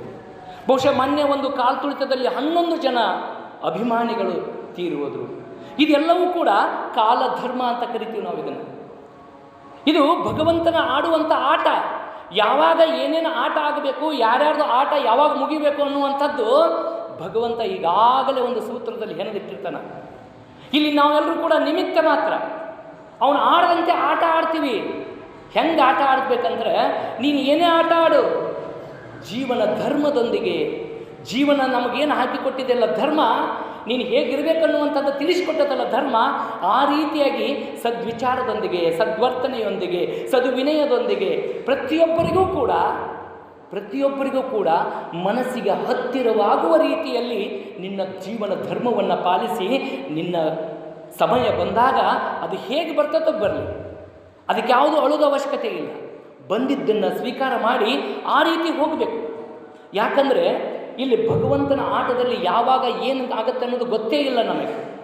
ಬಹುಶಃ ಒಮ್ಮೆ ಏನಾಗಿತ್ತಪ್ಪ ಅಂತಂದರೆ, ಯಮಧರ್ಮರಾಜ ಶ್ರೀಹರಿಯನ್ನು ಭೇಟಿ ಆಗಲಿಕ್ಕೆ ಅಂತ ತಿಳ್ಕೊಂಡು ವೈಕುಂಠಕ್ಕೆ ಹೋಗ್ತಾನೆ. ಹೋದಂಥ ಸಂದರ್ಭದಲ್ಲಿ ಅಲ್ಲೇ ದ್ವಾರ ಬಾಗಿಲ ಬಳಿ ಒಬ್ಬ ದ್ವಾರಪಾಲಕ ಗರುಡದೇವ ಕುಂತಿರ್ತಾನೆ. ಆತ ಏನು ಮಾಡ್ತಾನೆ, ನೀವು ಶ್ರೀಹರಿಯರನ್ನು ಭೇಟಿ ಆಗಬೇಕಾದ್ರೆ ಅಲ್ಲಿಂದ ಒಳಗಡೆಯಿಂದ ಅನುಮತಿ ತೆಗೆದುಕೊಳ್ಬೇಕು, ಅಲ್ಲಿವರೆಗೆ ಇಲ್ಲೇ ಕೂಡ್ರಿ ಅಂತ ಹೇಳ್ತಾರೆ. ಅಷ್ಟಂದ್ರಾಗ ಯಮಧರ್ಮರಾಜ ಅಲ್ಲೊಂದು ಗೋಪುರದ ಮೇಲೆ ಒಂದು ಹಕ್ಕಿ ಕುಂತಿರ್ತೈತಿ, ನೋಡ್ತಾನೆ ಅದನ್ನು. ಯಮಧರ್ಮರಾಜ ನೋಡಿದ ತಕ್ಷಣವೇ ಅಲ್ಲಿ ಪಕ್ಕದಿರುವಂಥ ಗರುಡ ದೇವ ವಿಚಾರ ಮಾಡ್ತಾನೆ. ಯಮಧರ್ಮರಾಜ ಆ ಹಕ್ಕಿಯನ್ನು ನೋಡಕತ್ತಾನಂದ್ರೆ ಬಹುಶಃ ಅದರ ಸಾವಿಗೆ ಮುನ್ನುಡಿ ಬರೆಯಕತ್ತಾನ ಅಂತ ತಿಳ್ಕೊಂಡ್ಬಿಡ್ತಾನೆ. ತಿಳ್ಕೊಂಡು ಅಷ್ಟೊಂದ್ರೊಳಗೆ ಶ್ರೀಹರಿ ಯಮಧರ್ಮನಿಗೆ ಒಳಗಡೆ ಹೋಗಲಿಕ್ಕೆ ಅನುಮತಿ ಸಿಗುತ್ತೆ, ಹೋಗ್ತಾನೆ. ಅಷ್ಟೊಂದ್ರಿಗೆ ಇವನು ಯೋಚನೆ ಮಾಡ್ತಾನಂದ್ರೆ ಗರುಡ ದೈವ, ಈ ಯಮಧರ್ಮರಾಜನ ದೃಷ್ಟಿ ಆ ಹಕ್ಕಿಯ ಮೇಲೆ ಬಿದ್ದೈತಂದ್ರೆ ಇನ್ನೇನು ಅದರ ಸಾವು ಸಮೀಪಿಸ್ತೈತೆ, ನಾನು ಹೇಗಾದರೂ ಮಾಡಿ ಅದನ್ನು ಕಾಪಾಡಬೇಕು ಅಂತ ತಿಳ್ಕೊಂಡು ಆತ ಏನು ಮಾಡ್ತಾನೆ, ಮಿಂಚಿನ ವೇಗದಲ್ಲಿ ಸಪ್ತ ಸಾಗರದ ಆಚೆ ಒಂದು ಮರದ ಮೇಲೆ ಬಿಟ್ಟು ಬರ್ತಾನೆ. ಅದನ್ನು ಬಿಟ್ಟು ಬಂದು ಅಲ್ಲೇ ನಿಲ್ತಾನೆ. ಅಷ್ಟೊಂದರೊಳಗೆ ತನ್ನ ಕೆಲಸವನ್ನು ಮುಗಿಸ್ಕೊಂಡು ಯಮಧರ್ಮರಾಜ ಹೊರಗಡೆ ಬರ್ತಾನೆ. ಬಂದು ಗೋಪುರದ ಮೇಲೆ ನೋಡ್ತಾನೆ, ಹಕ್ಕಿನೇ ಇರೋದಿಲ್ಲ. ಇದನ್ನು ನೋಡಿ ನಗ್ತಾನೆ ಯಮಧರ್ಮರಾಜ. ನಕ್ಕಾಗ ಗರುಡ ದೇವ ಕೇಳ್ತಾನೆ, ಯಾಕ ಏನು ನಗಾಕತ್ತೀರಿ? ಇಲ್ಲ, ವಿಚಿತ್ರ ಇದೆ, ಭಗವಂತನ ಆಟ ಬಹಳ ವಿಚಿತ್ರ ಇದೆ. ಏನು ವಿಚಿತ್ರ, ಏನು ಹೇಳು ನನಗೆ ಬಿಡಿಸಿ. ಅಲ್ಲೊಂದು ಹಕ್ಕಿತ್ತಲ್ಲ, ಏನಾಯಿತು? ಅದನ್ನು ನನಗೆ ಗೊತ್ತಾಯ್ತು, ನೀನು ವಕ್ರ ದೃಷ್ಟಿ ಅಲ್ಲಿ ಬಿದ್ದತ್ತೆ ಅಂತ ತಿಳ್ಕೊಂಡು ಅದನ್ನು ಹೋಗಿ ಸಪ್ತ ಸಾಗರದ ಆಚೆ ನಾನು ಅದನ್ನು ಒಂದು ಗಿಡದಲ್ಲಿ ಸುಭದ್ರವಾಗಿ ಇಟ್ಟು ಬಂದೀನಿ ಅಂತ ತಿಳ್ಕೊಂಡು ಇವ ಎಣ್ಣೆ ಪಡಕತ್ತಾನ. ಅವನು ಮತ್ತೆ ಗಾಗೈಸಿ ನಗಾಕತ್ತಾನ. ಯಾಕೆ ನಗಾಕತ್ತಿ ಅಂತ ಕೇಳಿದಾಗ ಆಗ ಯಮಧರ್ಮರಾಜ ಹೇಳ್ತಾನೆ. ಯಮಧರ್ಮರಾಜ ಹೇಳುವಂಥ ಮಾತು ಏನಂದರೆ, ನಾನು ಯಾಕೆ ಬಂದಿದ್ನಪ್ಪ ಅಂತಂದ್ರೆ ಈ ಕ್ಷಣದಲ್ಲಿ ಇಲ್ಲಿರುವಂಥ ಹಕ್ಕಿ ಸಪ್ತ ಸಾಗರದ ಆಚೆ ಇರುವಂಥ ಒಂದು ಬೆಕ್ಕಿಗೆ ಆಹಾರ ಆಗಬೇಕಾಗಿತ್ತಂತ ಬರೆದಿತ್ತು. ಆ ಧರ್ಮ ಪಾಲನೆಗಾಗಿ ನಾನು ಬಂದಿದ್ದೆ. ನನಗೆ ಅದು ಆಗಕ್ಕೆ ಸಾಧ್ಯ ಇಲ್ಲ. ಯಾಕಂದರೆ ಒಂದು ಕ್ಷಣದಾಗ ಇಲ್ಲಿರುವಂಥ ಹಕ್ಕಿ ಸಪ್ತಸಾಗರದ ಆಚೆ ಹೋಗಿ ಅದು ಅಲ್ಲಿ ಬೆಕ್ಕಿಗೆ ಆಹಾರ ಆಗಬೇಕು, ಹೆಂಗೆ ನನಗೆ ಸಾಧ್ಯ? ಅದನ್ನು ಚರ್ಚೆ ಮಾಡಕ್ಕಂತ ತಿಳ್ಕೊಂಡು ನಾ ಶ್ರೀಹರಿಯ ಭೇಟಿಗೆ ಬಂದಿದ್ದೆ. ಇಲ್ಲಿ ಬರೋರೊಳಗೆ ಶ್ರೀಹರಿಯ ಆಟ ನಿನ್ನೆ ರೂಪದಲ್ಲಿ ಅದು ಹೋಗಿಬಿಟ್ಟದ. ಆಗ ವ್ಯಥೆ ಪಡ್ತಾನೆ ಗರುಡ ದೇವ. ಅನ್ಯಾಯವಾಗಿಲ್ಲೇ ಬಹಳ ಅದು ನ್ಯಾಯಯುತವಾಗಿತ್ತದು. ನಾನೇನೋ ಅದನ್ನು ಬದುಕಿಸ್ಬೇಕಂತ ತಿಳ್ಕೊಂಡು ಅದನ್ನು ತಗೊಂಡು ಹೋಗಿ ಅಲ್ಲಿಟ್ಟೆ. ಆದರೆ ಜೀವನ ಧರ್ಮದಲ್ಲಿ ಏನಿದೆ, ಭಗವಂತನ ಒಂದು ನಿರ್ಣಯ ಏನಿದೆ ಅದನ್ನು ನಾನು ತಿಳಿಯದಾದೆ ಅಂತ ತಿಳ್ಕೊಂಡು ದುಃಖಿಸುವಾಗ ಆತ ಹೇಳ್ತಾನೆ, ಏನು ದುಃಖ ಪಡಬೇಡ, ನೀನು ಮಾಡಿರುವಂಥ ಒಳ್ಳೆ ಕೆಲಸನದ. ಯಾಕಂದರೆ ಯಾರ್ಯಾರ ಆಟ ಯಾವಾಗ ಹೆಂಗೆ ಮುಗಿಬೇಕನ್ನೋದು ಯಾರಿಗೂ ಗೊತ್ತಿಲ್ಲ. ಬಹುಶಃ ನಾವು ಏನು ಮಾಡ್ತೀವಿ ಏನು ಬಿಡ್ತೀವಿ ಅನ್ನೋದು ಮುಂದಿಂದ ಏನೂ ಗೊತ್ತಿಲ್ಲ. ಬಹುಶಃ ನಾಳೆಗೆ ಇಡ್ಲಿ ಮಾಡ್ಬೇಕಂತ ತಿಳ್ಕೊಂಡು ಇವತ್ತೆಲ್ಲ ಅಗದಿ ರುಬ್ಬಿ ಎಲ್ಲ ಇಟ್ಟಿರ್ತೀವಿ. ಬಹುಶಃ ಆದರೂ ಕೂಡ ನಾಳೆ ಇರ್ತೀವಿ ಅನ್ನೋದು ಗೊತ್ತಿಲ್ಲ ಅಂದ್ರೂ ಕೂಡ ನಾಳೆ ಸೂರ್ಯೋದಯ ನೋಡ್ತೀವಿ ಅನ್ನುವಂಥ ಒಂದು ನಂಬಿಕೆ ಐತಲ್ಲ, ವಿಶ್ವಾಸ ಐತಲ್ಲ, ಅದೇ ಧರ್ಮ. ಈ ರೀತಿಯಾಗಿ ನಾವು ಧರ್ಮವನ್ನು ಅನುಸರಿಸಿ ನಾವು ನಡಿಬೇಕು. ಯಾಕಂದರೆ ನಾವು ಈ ಮಾನವ ಧರ್ಮದಲ್ಲಿ ಬರುವಂಥ ಸಂದರ್ಭದಲ್ಲಿ ನಮ್ಮ ಕರ್ಮಕ್ಕನುಸಾರವಾಗಿ ಫಲಗಳು ಸಿಗ್ತವೆ. ನಾವು ಏನು ಕರ್ಮ ಮಾಡ್ತೀವಲ್ಲ ಆ ಕರ್ಮದ ಅನುಸಾರವಾಗಿ ಫಲ ನಮಗೆ ಸಿಗ್ತವೆ. ಬಹುಶಃ ನಾವು ದಾರಿಯಲ್ಲಿ ಹೋಗ್ತಿರ್ತೀವಿ, ಹೋಗುವಾಗ ಒಂದು ಮಾವಿನ ಮರ ಕಾಣುತ್ತೆ. ಮಾವಿನ ಮರದಲ್ಲಿ ಪಕ್ವವಾದ ಹಣ್ಣುಗಳನ್ನು ಫಸ್ಟ್ ನೋಡೋದು ಯಾವುದ್ರಿ? ಕಣ್ಣು ನೋಡ್ತೈತಿ. ನೋಡಿ ಆ ಕಣ್ಣು ನೋಡಿ ಅದೇನದು ಮಾವಿನ ಹಣ್ಣು ತಿನ್ನೋದಿಲ್ಲ. ಕಣ್ಣು ನೋಡಿದ ತಕ್ಷಣವೇ ಕಾಲಿಗೆ ಸಂದೇಶ ಹೋಗುತ್ತೆ, ಓಡು ನೀನು ಮಾವಿನ ಹಣ್ಣು ಐತಿ ಅಂತ ತಿಳ್ಕೊಂಡು. ಕಾಲು ಓಡ್ತೈತೆ ಅಲ್ಲಿ ಮಠ, ಅಲ್ಲಿ ಹೋಗಿ ನಿಂತು ಬಿಡ್ತೈತಿ. ಅದಕ್ಕೆ ತಗೊಳಕ್ಕಾಗೋದಿಲ್ಲ. ಕೈಗೆ ಹೇಳುತ್ತೆ, ತಗೋ ಹರಿ. ಕೈ ಹರಿಯಕ್ಕೆ ಹೋಗ್ತೈತಿ, ಬಟ್ ಅದನ್ನು ಕೂಡ ಅದಕ್ಕೆ ತಿನ್ನೋಕ್ಕಾಗೋದಿಲ್ಲ. ಅದು ಏನು ಮಾಡುತ್ತೆ? ಬಾಯಿಗೆ ಹೋಗುತ್ತೆ. ಬಾಯಿ ಒಳಗಡೆ ಹಲ್ಲು ನಾಲಿಗೆಯಿಂದ ಅದನ್ನು ಜೀರ್ಣಿಸಿಕೊಂಡು ಕೊನೆಗೆ ಹೋಗಿ ಎಲ್ಲಿ ಬೀಳುತ್ತಪ್ಪ ಅಂದ್ರೆ ಹೊಟ್ಟೆಗೆ ಹೋಗಿ ಬೀಳುತ್ತೆ. ಇದು ಅಷ್ಟರಲ್ಲಿ ಆ ಒಂದು ಗಿಡದ ಮಾಲೀಕ ನೋಡ್ತಾನ, ಬಂದವನ ಬೆನ್ನಿಗೆ ಒಂದು ಜೋರಾಗಿ ಬಡಿದು ಬಿಡ್ತಾನ. ಯಪ್ಪ ಅಂತೈತಿ ಬೆನ್ನು. ನಾನೇನು ತಪ್ಪು ಮಾಡಿದೆ, ನನಗೆ ಯಾಕೆ ಶಿಕ್ಷೆ? ಹೊಡ್ತಾ ಬಿದ್ದಿದ್ದು ಬೆನ್ನಿಗೆ, ನೀರು ಬಂದಿದ್ದೆಲ್ಲಿ? ಕಣ್ಣಲ್ಲಿ. ಅಂದರೆ ಮೊದಲು ತಪ್ಪು ಮಾಡಿದ್ದು ಎಲ್ಲಿ? ತಪ್ಪು ಯಾರು ಮಾಡಿದರು? ದೃಷ್ಟಿ. ನೋಡ್ತಿ, ಕಣ್ಣಿರೋದ ನೋಡಕ್ಕ. ನೋಡಿದ್ದೆಲ್ಲವನ್ನು ಬೇಕು ಅಂತ ಬಯಸ್ತೈತಲ್ಲ, ಬೇಕು ಅಂತ ಬಯಸ್ತೈತಲ್ಲ. ಈ ಬೇಕು ಅನ್ನುವಂಥ ಬಯಸುವಾಗ ಮನಸ್ಸಿನಲ್ಲಿ ಒಂದು ಜಾಗೃತ ಇದೆ, ಹೇಳ್ತೈತಿ ಆ ವಸ್ತು ನನಗೆ ಸಂಬಂಧಪಟ್ಟಿದ್ದ, ಆ ವಸ್ತು ನನಗೆ ಸಂಬಂಧಪಟ್ಟಿದ್ದ ಅಥವಾ ನನಗೆ ಅದರಲ್ಲಿ ಹಕ್ಕಿದೆಯಾ ಕೇಳಿ ಅದನ್ನು ತಗೋಬೇಕೋ ಬಿಡಬೇಕು ಅನ್ನುವಂಥ ವಿವೇಕ ಐತಲ್ಲ, ಅದೇ ಸಂಸ್ಕೃತಿ. ಬಹಳ ಸರಳ ಅದ. ಈ ಧರ್ಮ ಅನ್ನುವಂಥದ್ದು ಬಾಹ್ಯ ಆದ್ರೆ ಸಂಸ್ಕೃತಿ ಅನ್ನುವಂಥದ್ದು ಅಂತರಂಗದ ಶಕ್ತಿ. ಈಗ ಒಳ್ಳೆಯದನ್ನು ಮಾಡಬೇಕು ಅಂತ ಧರ್ಮ ಹೇಳುತ್ತೆ, ಮಾಡುವಂಥ ಸಂದರ್ಭದಲ್ಲಿ ನಿಮ್ಮ ಮನಸ್ಸೈತಲ್ಲ ಅದು ಒಮ್ಮೊಮ್ಮೆ ಏನು ಮಾಡುತ್ತೆ? ಒಳ್ಳೆಯದನ್ನು ದಾರಿ ಬಿಟ್ಟು ಕೆಟ್ಟ ದಾರಿಗೆ ಕಳಿಸ್ತೈತೆ. ಅವಾಗ ವಿಚಾರ ಮಾಡಬೇಕು, ಕೆಟ್ಟ ದಾರಿಗೆ ಹೋಗಬೇಕು ಹೋಗಬಾರ್ದು ಅನ್ನುವಂಥದ್ದು ಯಾರಿಗೆ ಸಂಸ್ಕೃತಿ ಸಂಸ್ಕಾರದ ಅರಿವು ಇರ್ತೈತಲ್ಲ ಅವ್ರು ಏನು ಮಾಡ್ತಾರೆ? ಒಳ್ಳೆ ದಾರಿನೇ ಹಿಡಿತಾರೆ ವಿನಃ ಕೆಟ್ಟ ದಾರಿ ಹೋಗೋದಿಲ್ಲ ಅವರು. ಹೀಗೆ ಒಂದು ಸಂಸ್ಕೃತಿಯ ಮೇಲೆ ಒಂದು ಧರ್ಮದ ಅಭ್ಯುದಯ ಐತಿ. ಒಂದು ಧರ್ಮ ಇವತ್ತು ಬಹಳ ವಿಸ್ತೃತವಾದಂಥ, ಬಹಳ ಭಕ್ತಿ ಭಯ ಗೌರವ ಇರುವಂಥ ಒಂದು ಧರ್ಮ ಆಯ್ತಪ್ಪ ಅಂತಂದ್ರೆ ಆ ಧರ್ಮದಲ್ಲಿ ಇರುವಂಥ ನಿಯಮಗಳು, ನೀತಿಗಳು, ವಿಚಾರಗಳು, ವಿಚಾರಣೆಗಳು ಇವೆಲ್ಲವುಗಳನ್ನು ವಿಶ್ಲೇಷಿಸಿ ಸಂಶ್ಲೇಷಿಸಿ ಯಾವುದು ಸರಿ ಯಾವುದು ತಪ್ಪು ಅನ್ನುವಂಥ ವಿವೇಕದಿಂದ ಏನು ಮನಸ್ಸು ಕೆಲಸ ಮಾಡ್ತದಲ್ಲ ಅದೇ ಸಂಸ್ಕೃತಿ ಅನ್ನುವಂಥದ್ದು. ಅದೇ ಸಂಸ್ಕೃತಿ ಅನ್ನುವಂಥದ್ದು. ಯಾರು ಧರ್ಮ ಮಾರ್ಗದಲ್ಲಿ ಇರ್ತಾರೆ ಅವ್ರು ಎಂದಿಗೂ ಕೂಡ ಜಯ ಇರುತ್ತೆ. ಅದಕ್ಕೆ ಹೇಳ್ತಾರೆ ಯಥೋ ಧರ್ಮಸ್ತುತೋ ಜಯ ಅಂತ. ಯಾರು ಧರ್ಮವನ್ನು ಅನುಸರಿಸಿ ನಡೀತಾರೆ ಅವ್ರು ಯಾವತ್ತಿಗೂ ಕೂಡ ಜಯ ಐತಿ ಅನ್ನುವಂಥದ್ದನ್ನು ನಾವು ಅರ್ಥ ಮಾಡ್ಕೋಬೇಕು. ಧರ್ಮ ಅನ್ನುವಂಥದ್ದು ನಮ್ಮ ಬುದ್ಧಿಶಕ್ತಿಯನ್ನು ಬೆಳೆಸೋದಲ್ಲ, ಅದು ನಮ್ಮ ಚಾರಿತ್ರ್ಯವನ್ನು ಸೃಷ್ಟಿ ಮಾಡುತ್ತೆ. ನೀವು ಯಾವ ರೀತಿಯಾಗಿ ನೀವು ಧರ್ಮದಿಂದ ನಡ್ಕೋತೀರಿ, ಹಾಗೆ ನಿಮ್ಮ ಚಾರಿತ್ರ್ಯ, ಹಾಗೆ ನಿಮ್ಮ ವ್ಯಕ್ತಿತ್ವ ಸೃಷ್ಟಿಯಾಗುತ್ತೆ. ಆ ಹಿನ್ನೆಲೆಯಲ್ಲಿ ಇವತ್ತು ನಾವೆಲ್ಲರೂ ಕೂಡ ಧರ್ಮವನ್ನು ವ್ಯಷ್ಟಿ ಮತ್ತು ಸಮಷ್ಟಿ ಭಾವದಿಂದ ಕಾಣಬೇಕು. ಇವತ್ತು ನಾವೆಲ್ಲ ನೋಡ್ತೀವಿ ಬರೀ ವಿಘಟನೆ ಒಂದು ಕುಟುಂಬದಿಂದ ಹಿಡ್ಕೊಂಡು, ಸಮಾಜದಿಂದ ಹಿಡ್ಕೊಂಡು, ವ್ಯಕ್ತಿಗಳ ಒಂದು ಸೌಹಾರ್ದಯುತವಾದಂಥ ಕ್ಷಣದಲ್ಲಿಯೂ ಕೂಡ ನಾವೇನು ಮಾಡ್ತೀವಿ, ಸಣ್ಣ ಸಣ್ಣ ವಿಚಾರಗಳಿಗೆ ದೂರ ಆಗ್ತೀವಿ, ಸಿಡಿದು ಹೋಗ್ತೀವಿ. ಒಂದು ತೆನೆಯಲ್ಲಿರುವಂಥ ಕಾಳು ಇಡೀ ತೆನೆಗೆ ಒಂದು ಸೌಂದರ್ಯ ಬರೋದು ಎಲ್ಲ ಕಾಳುಗಳಿದ್ದಾಗ, ಅವೆಲ್ಲವೂ ಸಿಡಿದು ಆಚೆ ಈಚೆ ಹೋದಾಗ ಅದಕ್ಕೆ ಬೆಲೆ ಇದೆಯಾ? ಒಂದು ಪೊರಕೆ ಕಸಬರಗಿ ಇದೆ, ಅಲ್ಲಿ ಎಲ್ಲ ಕೂಡಿ ಅವು ಒಂದು ಪೂರ್ಣ ಪ್ರಮಾಣದಲ್ಲಿ ಆದಾಗ ಒಂದು ಕಸಬರಿಗೆ ಆಗಿರ್ತೈತಿ. ಅದರ ಕಾರ್ಯ ಏನು? ಸ್ವಚ್ಛತೆಯನ್ನು ಮಾಡೋದು. ಒಂದು ನಾನು ನಿನ್ನ ಕೂಡಿ ಇರೋದಿಲ್ಲ ಅಂತ ತಿಳ್ಕೊಂಡು ಒಂದು ಕಡ್ಡಿ ಹೊರಗೆ ಬಂತಪ್ಪ ಅಂದ್ರೆ ಅದ ಕಸಬರಿಗೆ ಏನು ಮಾಡ್ತೈತಿ, ಅದನ್ನು ಕೂಡ ಚಿನ್ನ ಹೋಗೋದು ಬಿಡ್ತೈತಿ. ಇದನ್ನು ತಿಳ್ಕೊಬೇಕು ನಾವು. ಇವತ್ತು ಒಂದು ಸಮಾಜ ಆಗಲಿ, ಒಂದು ಸಂಘಟನೆ ಆಗಲಿ, ಎಲ್ಲರಲ್ಲಿಯೂ ಕೂಡ ಒಮ್ಮತದ ಭಾವ ಹೊರಹೊಮ್ಮಬೇಕು. ಅದು ಹೇಗೆ? ಧರ್ಮದಿಂದ. ಈ ಧರ್ಮದಿಂದ ಈ ರೀತಿಯಾದಂಥ ಕಾರ್ಯಗಳು ಇವತ್ತಿಗೂ ನಡೀತಾ ಇರಬೇಕು. ನಂತರದಲ್ಲಿ ಸಂಸ್ಕೃತಿ ವಿಚಾರವಾಗಿ ಬಂದಾಗ, ಈಗ ಒಟ್ಟಾರೆ ನಾವು ಧರ್ಮ ಅಂದರೆ ನಾವು ಅನುಸರಿಸುವಂಥ ನೀತಿ ನಿಯಮಗಳು. ಈಗ ಸಂಸ್ಕೃತಿ ಅಂದರೆ ಯಾವ ರೀತಿಯಾಗಿ ನಾವು ಇವುಗಳನ್ನು ಸ್ವೀಕಾರ ಮಾಡ್ತೀವಿ. ನಾನಾಗಲೇ ಹೇಳಿದೆ, ಯಾವುದು ಒಳ್ಳೆಯದು, ಯಾವುದು ಕೆಟ್ಟದ್ದು, ಯಾವುದು ಔಚಿತ್ಯ ಅನ್ನುವಂಥದ್ದನ್ನು ತಿಳ್ಕೊಳ್ಳೋದೇ ಸಂಸ್ಕೃತಿ. ಇದನ್ನೇ ಸಂಸ್ಕೃತ ಭಾಷೆಯಲ್ಲಿ ಸತ್ ಅಂತ ಕರೀತಾರೆ. ಸತ್ ಅಂದರೆ ಒಳ್ಳೆಯದು. ನಾವು ಯಾವತ್ತಿಗೂ ಕೂಡ ಇವತ್ತು ಇಡೀ ನಮ್ಮ ದೇಹದ ಅಂಗಾಂಗಗಳನ್ನು, ಜ್ಞಾನೇಂದ್ರಿಯಗಳನ್ನು ನಾವು ಏನು ಮಾಡಬೇಕು? ಒಳ್ಳೆಯದಕ್ಕಾಗಿ, ಒಳ್ಳೆಯದನ್ನು ಸ್ವೀಕಾರ ಮಾಡಲಿಕ್ಕೆ, ಒಳ್ಳೆಯ ಕೆಲಸ ಮಾಡಲಿಕ್ಕೆ ಕೈಗಳದಾವು, ಒಳ್ಳೆಯದನ್ನು ನೋಡಲಿಕ್ಕೆ ಕಣ್ಣುಗಳದಾವು, ಒಳ್ಳೆಯದನ್ನು ಕೇಳಲಿಕ್ಕೆ ಕಿವಿಯದ, ಒಳ್ಳೆಯದನ್ನು ಮಾತಾಡಲಿಕ್ಕೆ ಬಾಯದ. ಇದನ್ನು ಬಿಡ್ತೀವಿ, ಏನೇನೋ ಮಾಡ್ತೀವಲ್ಲ, ಅದೇ ಅಧರ್ಮ, ಅದೇ ಅಸಂಸ್ಕೃತಿ. ಒಳ್ಳೆಯದನ್ನು ಮಾಡೋದೇ ಹೇಳೋದೇ ಸಂಸ್ಕೃತಿ ಅನ್ನುವಂಥದ್ದು. ಇಲ್ಲಿ ಸಂಸ್ಕೃತಿಯಲ್ಲಿ ನಮಗೆ ಇನ್ನೊಂದು ವಿಚಾರ ಬರುತ್ತೆ.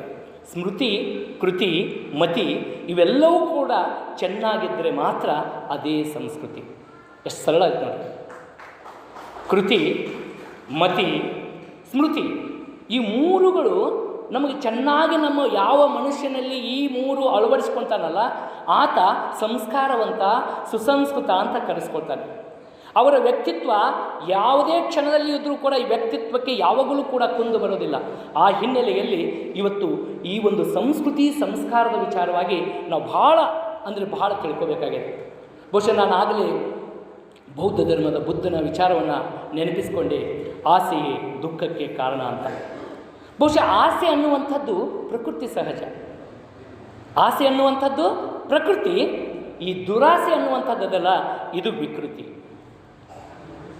ಇನ್ನು ಸಂಸ್ಕೃತಿ ಯಾವುದಂದರೆ, ತನ್ನದಲ್ಲದ ವಸ್ತುವಿಗೆ ಆಸೆ ಪಡದೆ ನಿರಾಳವಾಗಿ ಇರ್ತಾನಲ್ಲ, ಅದೇ ಸಂಸ್ಕೃತಿ. ಈಗ ನೀವು ದಾರಿಯಲ್ಲಿ ಹೋಗ್ತಾ ಇದ್ದೀರಿ, ಸುಮ್ಮನೆ ನಿಮ್ಮ ಪಾಡಿಗೆ ನೀವು ಹೋಗ್ತಾ ಇದ್ದೀರಿ, ಅಲ್ಲೊಂದೇನೋ ಒಂದು 500 ಕಟ್ಟು ಬಿದ್ದಿರ್ತೈತಿ, ಅದನ್ನು ಪಟ್ಟು ನೀವು ನೋಡಿರ್ತೀರಿ, ಇನ್ನೊಬ್ಬ ಅದನ್ನು ತೊಗೊಂಡು ಹೋಗ್ಬಿಡ್ತಾನೆ. ಆಗ ನಮ್ಮ ಮನಸ್ಸಿನಾಗ ಏನು ಬರ್ತೈತಿ? ಎಲ್ಲ ನಾನು ಫಸ್ಟ್ ನೋಡಿದ್ದೆ, ಒಂದು ಸ್ವಲ್ಪ ನಾವು ಏನಾರು ಇದ್ವಿ ಅಂದ್ರೆ ಅವ್ನು ಕೂಡ ಜಗಳಕ್ಕೆ ಬಿಡ್ತೀವಿ, ಮೊದಲು ನಾನು ನೋಡಿ ಅಂತೆ ನೋಡಿ ಸುಮ್ಮ ಹೊಂಟಿದ್ವಿ, ಅಲ್ಲೇನೋ ಒಂದು ಕಾಣ್ತಿ, ಆಸೆ ಚಿಗುರು ಹೊಡ್ತೀವಿ, ಬೇಕಂತೇಳಿ.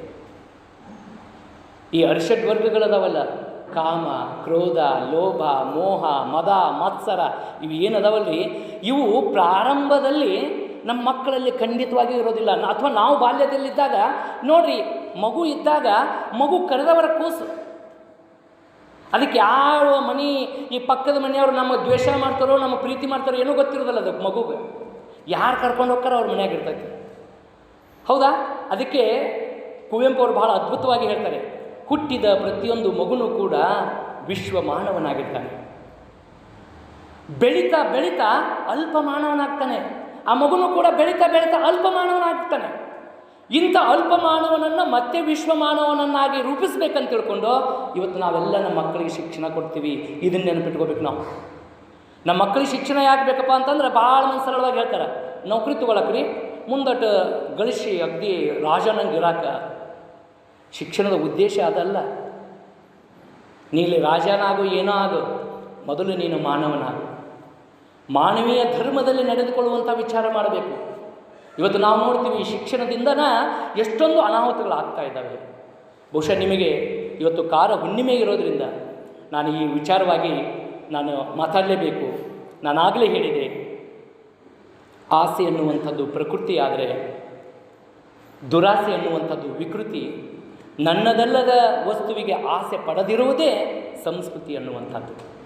ಈ ಹಿನ್ನೆಲೆಯಲ್ಲಿ ಇವತ್ತು ಇಡೀ ಸಂಸ್ಕೃತಿಯ ಮೇರು ವ್ಯಕ್ತಿತ್ವ ಅಥವಾ ಈ ಸಂಸ್ಕೃತಿ ಸಂಸ್ಕಾರ ಹುಟ್ಟಿದ್ದು ಯಾರಿಂದ ಅಂದರೆ ನಮ್ಮ ಕೃಷಿಕರಿಂದ, ರೈತರಿಂದ ಅಂತ ನಾವು ಭಾಳ ಅಭಿಮಾನದಿಂದ ಹೇಳ್ಬೋದು. ಇವತ್ತು ಈ ಸಂಸ್ಕಾರ ಅನ್ನುವಂಥದ್ದು ಪ್ರಾರಂಭ ಆಗಿರುವಂದೇ ರೈತನಿಂದ. ಬಹುಶಃ ಇವತ್ತು ನಾವು ಹೇಳ್ತೀವಿ, ಹಸಿದಾಗ ಹಸಿದು ಉಂಡರೆ, ಹಸಿದು ಉಣ್ಣುವುದು ಪ್ರಕೃತಿ. ನಮಗೆ ಹಸಿವಾದಾಗ ಉಣ್ಣೋದು ಪ್ರಕೃತಿ.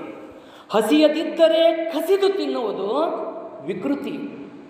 ಹಸಿಯದಿದ್ದರೂ ಕಸಿದು ತಿನ್ನೋದೈತಲ್ಲ, ಅದು ವಿಕೃತಿ. ತಾನು ಹಸಿದಿದ್ದರೂ ಹಸಿದವರಿಗೆ ಅನ್ನವನ್ನು ನೀಡೋದೈತಲ್ಲ, ಅದೇ ಸಂಸ್ಕೃತಿ, ಅದೇ ಸಂಸ್ಕೃತಿ.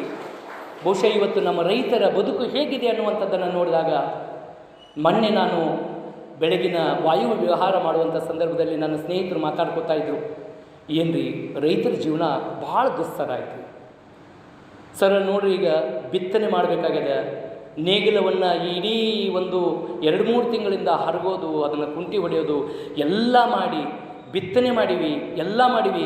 ಈ ಒಂದು ಮಳೆರಾಯ ಕೃಪೆಯನ್ನು ತೋರಿದರೆ ಮಾತ್ರ ಆತ ಬದುಕ್ತಾನೆ, ಇಲ್ಲದೇ ಇದ್ದರೆ ಆತನಿಗೆ ಭಾಳ ಕಷ್ಟ ಅದ ಅಂತ ನೋವನ್ನು ವ್ಯಕ್ತಪಡಿಸಿದ್ರು. ಬಹುಶಃ ಒಬ್ಬರು ರೈತರಾದಂಥವರಿಗೆ ಈ ನೋವು ಏನು ಅನ್ನುವಂಥದ್ದು ಗೊತ್ತಾಗುತ್ತೆ. ಬಹುಶಃ ಇವತ್ತು ನಮ್ಮ ಹತ್ರ ದುಡ್ಡು ಐತೆ ಅಂತ ತಿಳ್ಕೊಂಡು ನಾವು ಏನಾದರೂ ತೊಗೊಂತೀವಾಳ ತಿಂತೀವಾಳ ಅಂತ ಅನ್ನೋಕ್ಕಾಗತ್ತಾ? ಇವತ್ತು ನಮ್ಮೆಲ್ಲರಿಗೂ ಕೂಡ ಮುಖ್ಯವಾಗಿ ಬೇಕಾಗಿರೋದು ಗಾಳಿ, ನೀರು, ನಂತರದ ಮೂಲಭೂತ ಅವಶ್ಯಕತೆಯೇ ಆಹಾರ.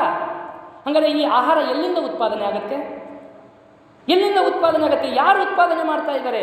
ಯಂತ್ರಗಳು ಏನಾದರೂ ಉತ್ಪಾದನೆ ಮಾಡ್ತಾ ಇದ್ದಾವ ಅನ್ನುವಂಥ ಒಂದು ಪ್ರಶ್ನೆಯನ್ನು ಮಾಡಿದಾಗ, ರೈತ ಇಡೀ ಜಗತ್ತಿನ ಬೆನ್ನೆಲುಬು ಯಾರಂದರೆ ರೈತ. ಹಾಗಾದರೆ ರೈತನ ಬೆನ್ನೆಲುಬು ಯಾರಂದರೆ ಎತ್ತುಗಳು. ಇವತ್ತು ನೋಡ್ರಿ, ಕಾರ ಹುಣ್ಣಿಮೆ ದಿವಸ ರೈತ ತನ್ನ ಕುಟುಂಬದ ಸದಸ್ಯನಂತೆ ಎತ್ತುಗಳನ್ನು ಶೃಂಗಾರ ಮಾಡಿ ಅವೆಲ್ಲವುಗಳಿಗೂ ಕೂಡ ಎಷ್ಟು ಆನಂದವನ್ನು ಉಂಟು ಮಾಡುವ ರೀತಿಯಲ್ಲಿ ತನ್ನ ಇಡೀ ಬದುಕನ್ನು ಸಂಭ್ರಮಿಸ್ತಾ ಇದ್ದಾನೆ. ಕಾರಣ ಏನಂದರೆ, ಈ ಒಂದು ಮುಂಗಾರು ಹಂಗಾಮಿನಲ್ಲಿ ಬೇಸಿಗೆಯ ಬಿಸಿಲೆನ್ನದೆ ನಮ್ಮ ಎತ್ತುಗಳು ಬಸವಳಿದು ನನ್ನ ಇಡೀ ಹೊಲವನ್ನು ಹದ ಮಾಡಿ ಉಳಿಮೆ ಮಾಡಿ ಇವತ್ತು ನನಗೆ ಒಂದಷ್ಟು ತಿನ್ನಲಿಕ್ಕೆ, ನನಗಷ್ಟೇ ಅಲ್ಲ ಇಲ್ಲಿರುವಂಥ ಎಲ್ಲ ಮಾನವ ಜನಾಂಗಕ್ಕೆ ಉಣ್ಣಲಿಕ್ಕೆ ಬೇಕಾದಂಥ ಆಹಾರವನ್ನು ಉತ್ಪಾದನೆ ಮಾಡುವಲ್ಲಿ ನನ್ನ ಎತ್ತು ಬಹಳ ಪರಿಶ್ರಮ ಪಡ್ತಾ ಇದೆ. ಅದಕ್ಕೊಂದು ನಾನು ಕೃತಜ್ಞತೆಯನ್ನು ಸಲ್ಲಿಸಬೇಕಂತ ಹೇಳ್ಕೊಂಡು ರೈತ ಇವತ್ತು ಸಂಭ್ರಮ ಪಡ್ತಾ ಇದ್ದಾನೆ.